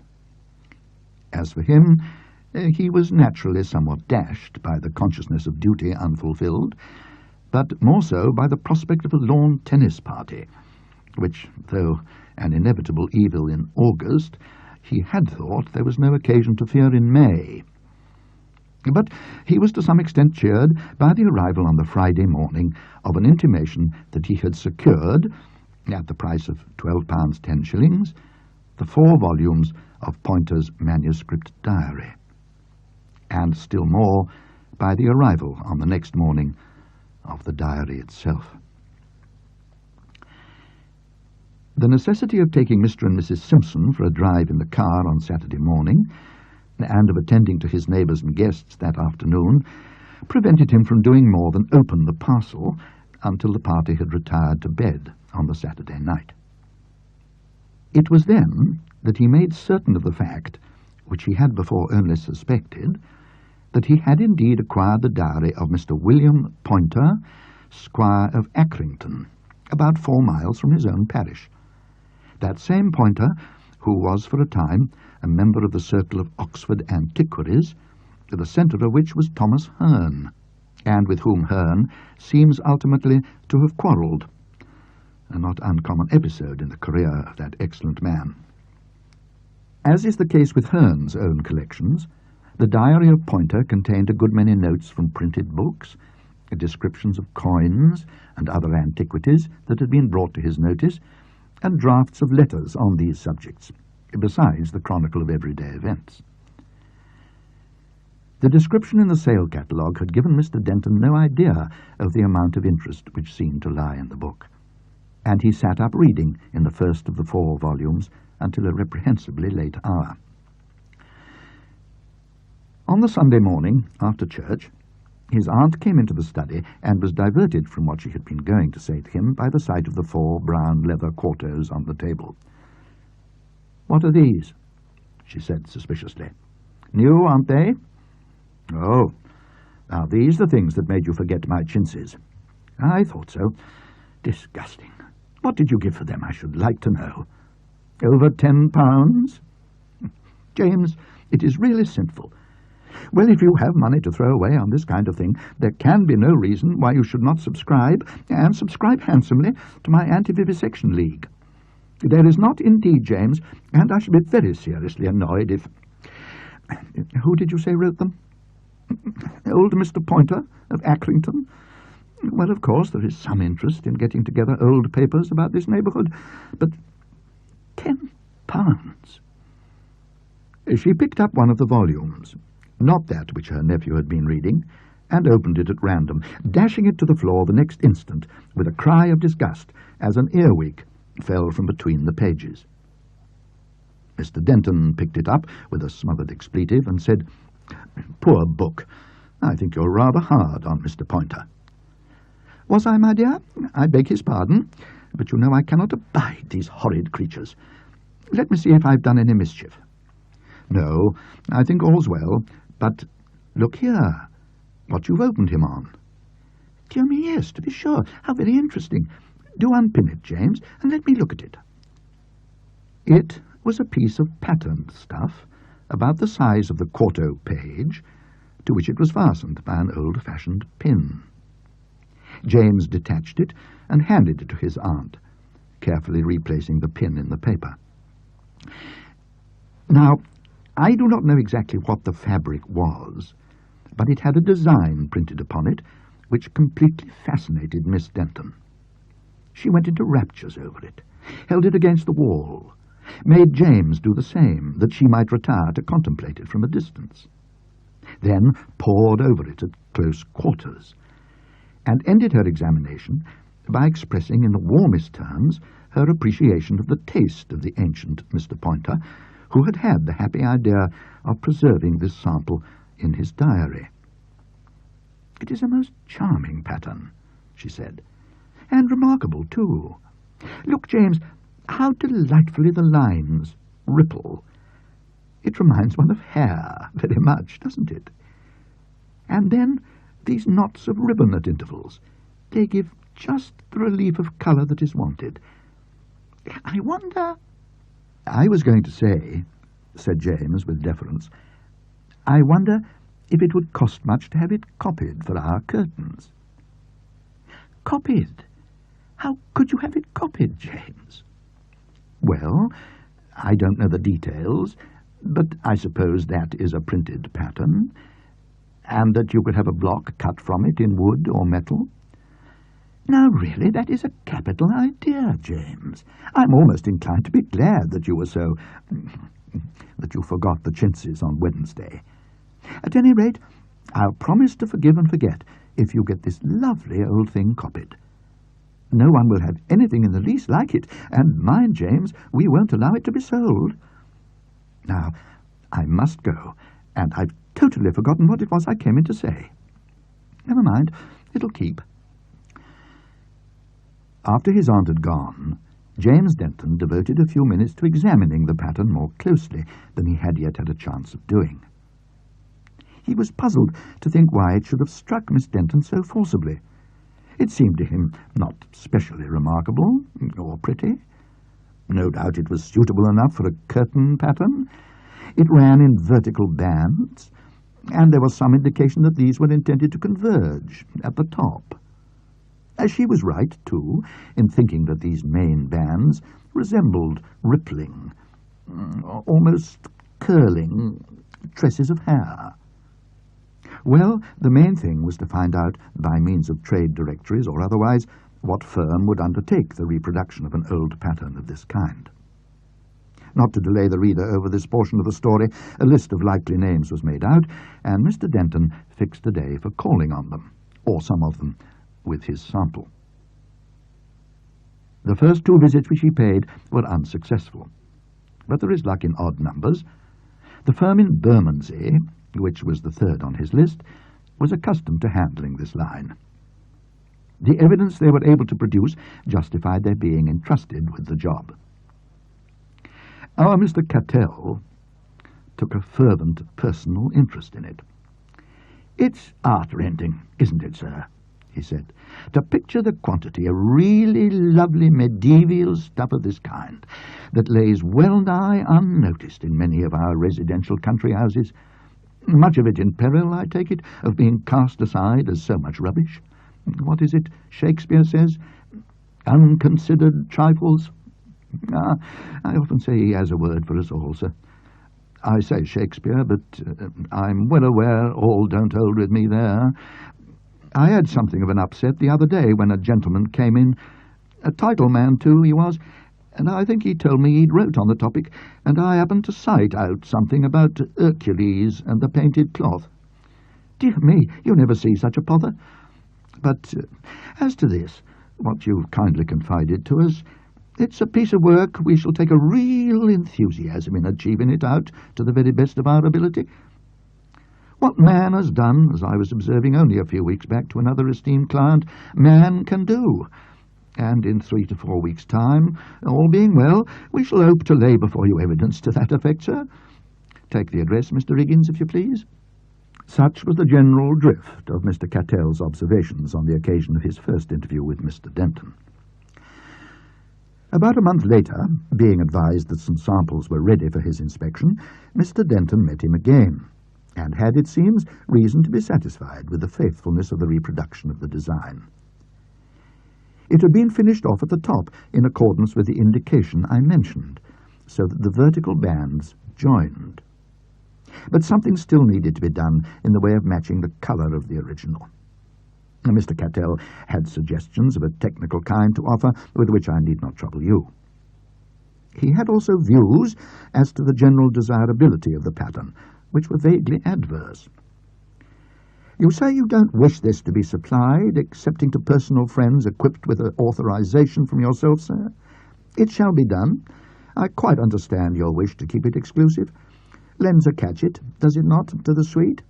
What's every man's, it's been said, is no man's." "Do you think it would be popular if it were generally obtainable?" asked Mr. Denton. "I hardly think it, sir," said Cattell, pensively clasping his beard. "I hardly think it not popular. It wasn't popular with the man that cut the block, was it, Mr. Higgins?" "Did he find it a difficult job?" "He'd no call to do so, sir, but the fact is that the artistic temperament, and our men are artists, sir, every one of them, true artists, as much as many that the world styles by that term, it's apt to take some strange, hardly accountable likes or dislikes, and here was an example. The twice or thrice that I went to inspect his progress, Language I could understand, for that's habitual to him, but real distaste for what I should call a dainty enough thing I did not, nor am I now able to fathom. It seemed, said Mr. Cattell, looking narrowly upon Mr. Denton, as if the man scented something almost evil in the design. Indeed? Did he tell you so? I can't say I see anything sinister in it myself. Neither can I, sir. In fact, I said as much. Come, Gatwick, I said. What's to do here? What's the reason of your prejudice? For I can call it no more than that. But no explanation was forthcoming, and I was merely reduced, as I am now, to a shrug of the shoulders and a cui bono. However, here it is. And with that, the technical side of the question came to the front again. The matching of the colours for the background, the hem, and the knots of ribbon was by far the longest part of the business, and necessitated many sendings to and fro of the original pattern and of new samples. During part of August and September, too, the Dentons were away from the manor, so that it was not until October was well in that a sufficient quantity of the stuff had been manufactured to furnish curtains for the 3 or 4 bedrooms which were to be fitted up with it. On the feast of Simon and Jude, the aunt and nephew returned from a short visit to find all completed, and their satisfaction at the general effect was great. The new curtains, in particular, agreed to admiration with their surroundings. When Mr. Denton was dressing for dinner, and took stock of his room, in which there was a large amount of the chintz displayed, he congratulated himself over and over again on the luck which had first made him forget his aunt's commission, and had then put into his hands this extremely effective means of remedying his mistake. The pattern was, as he said at dinner, so restful, and yet so far from being dull. And Miss Denton, who, by the way, had none of the stuff in her own room, was much disposed to agree with him. At breakfast next morning he was induced to qualify his satisfaction to some extent, but very slightly. "There is one thing I rather regret," he said, "that we allowed them to join up the vertical bands of the pattern at the top. I think it would have been better to leave that alone." "Oh?" said his aunt, interrogatively. "Yes. As I was reading in bed last night, they kept catching my eye, rather. That is, I found myself looking across at them every now and then. There was an effect as if someone kept peeping out between the curtains in one place or another, where there was no edge, and I think that was due to the joining up of the bands at the top. The only other thing that troubled me was the wind. Why, I thought it was a perfectly still night. Well, perhaps it was only on my side of the house, but there was enough to sway my curtains and rustle them more than I wanted." That night, a bachelor friend of James Denton's came to stay, and was lodged in a room on the same floor as his host, but at the end of a long passage, halfway down which was a red baize door, put there to cut off the draught and intercept noise. The party of 3 had separated. Miss Denton a good first, the 2 men at about 11. James Denton, not yet inclined for bed, sat him down in an armchair and read for a time. Then he dozed, and then he woke, and bethought himself that his brown spaniel, which ordinarily slept in his room, had not come upstairs with him. Then he thought he was mistaken, for happening to move his hand, which hung down over the arm of the chair within a few inches of the floor, he felt on the back of it just the slightest touch of a surface of hair, and, stretching it out in that direction, he stroked and patted a rounded something. But the feel of it, and still more the fact that instead of a responsive movement, absolute stillness greeted his touch, made him look over the arm. What he had been touching rose to meet him. It was in the attitude of one that had crept along the floor on its belly, and it was, so far as could be recollected, a human figure. But of the face, which was now rising to within a few inches of his own, no feature was discernible, only hair. shapeless as it was, there was about it so horrible an air of menace that as he bounded from his chair and rushed from the room, he heard himself moaning with fear. And doubtless he did right to fly. As he dashed into the baize door that cut the passage in two, and, forgetting that it opened towards him, beat against it with all the force in him, he felt a soft, ineffectual tearing at his back, which, all the same, seemed to be growing in power, as if the hand, or whatever worse than a hand was there, were becoming more material as the pursuer's rage was more concentrated. Then he remembered the trick of the door. He got it open. He shut it behind him. He gained his friend's room. And that is all we need know. It seems curious that during all the time that had elapsed since the purchase of Poynter's diary, James Denton should not have sought an explanation of the presence of the pattern that had been pinned into it. Well, he had read the diary through without finding it mentioned, and had concluded that there was nothing to be said.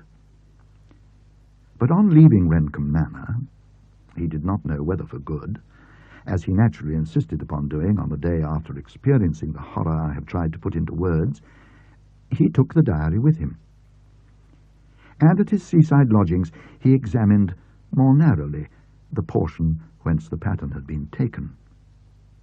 What he remembered having suspected about it turned out to be correct. 2 or 3 leaves were pasted together, but written upon, as was patent when they were held up to the light. They yielded easily to steaming, for the paste had lost much of its strength, and they contained something relevant to the pattern. The entry was made in 1707. Old Mr. Caspery of Accrington told me this day much of young Sir Everard Charlett, whom he remembered commoner of University College, and thought was of the same family as Dr. Arthur Charlett, now master of Ye College.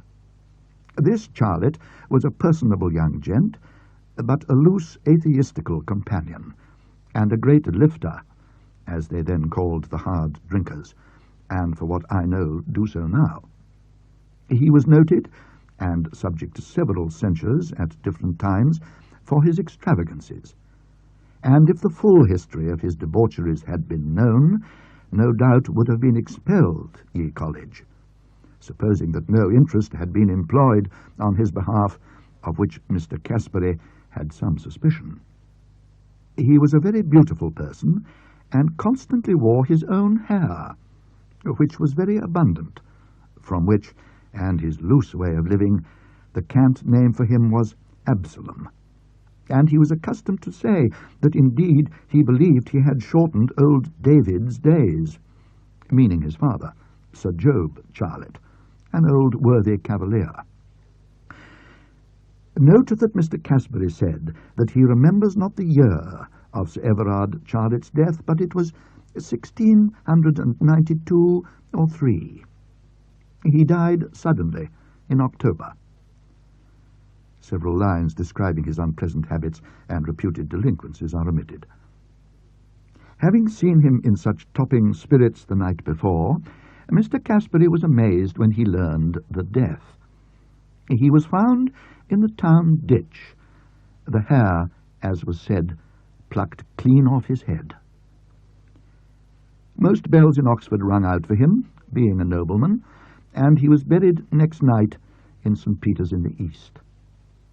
But 2 years after, being to be moved to his country estate by his successor, it was said the coffin, breaking by mischance, proved quite full of hair, which sounds fabulous, but yet I believe precedents are upon record, as in Dr. Plott's History of Staffordshire.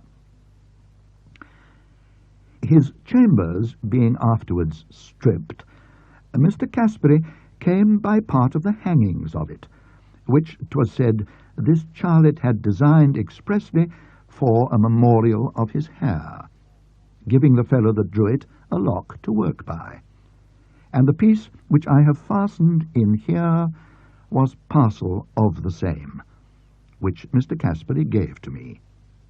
He said he believed there was a subtlety in the drawing, but had never discovered it himself, nor much liked to pore upon it. The money spent upon the curtains might as well have been thrown into the fire, as they were.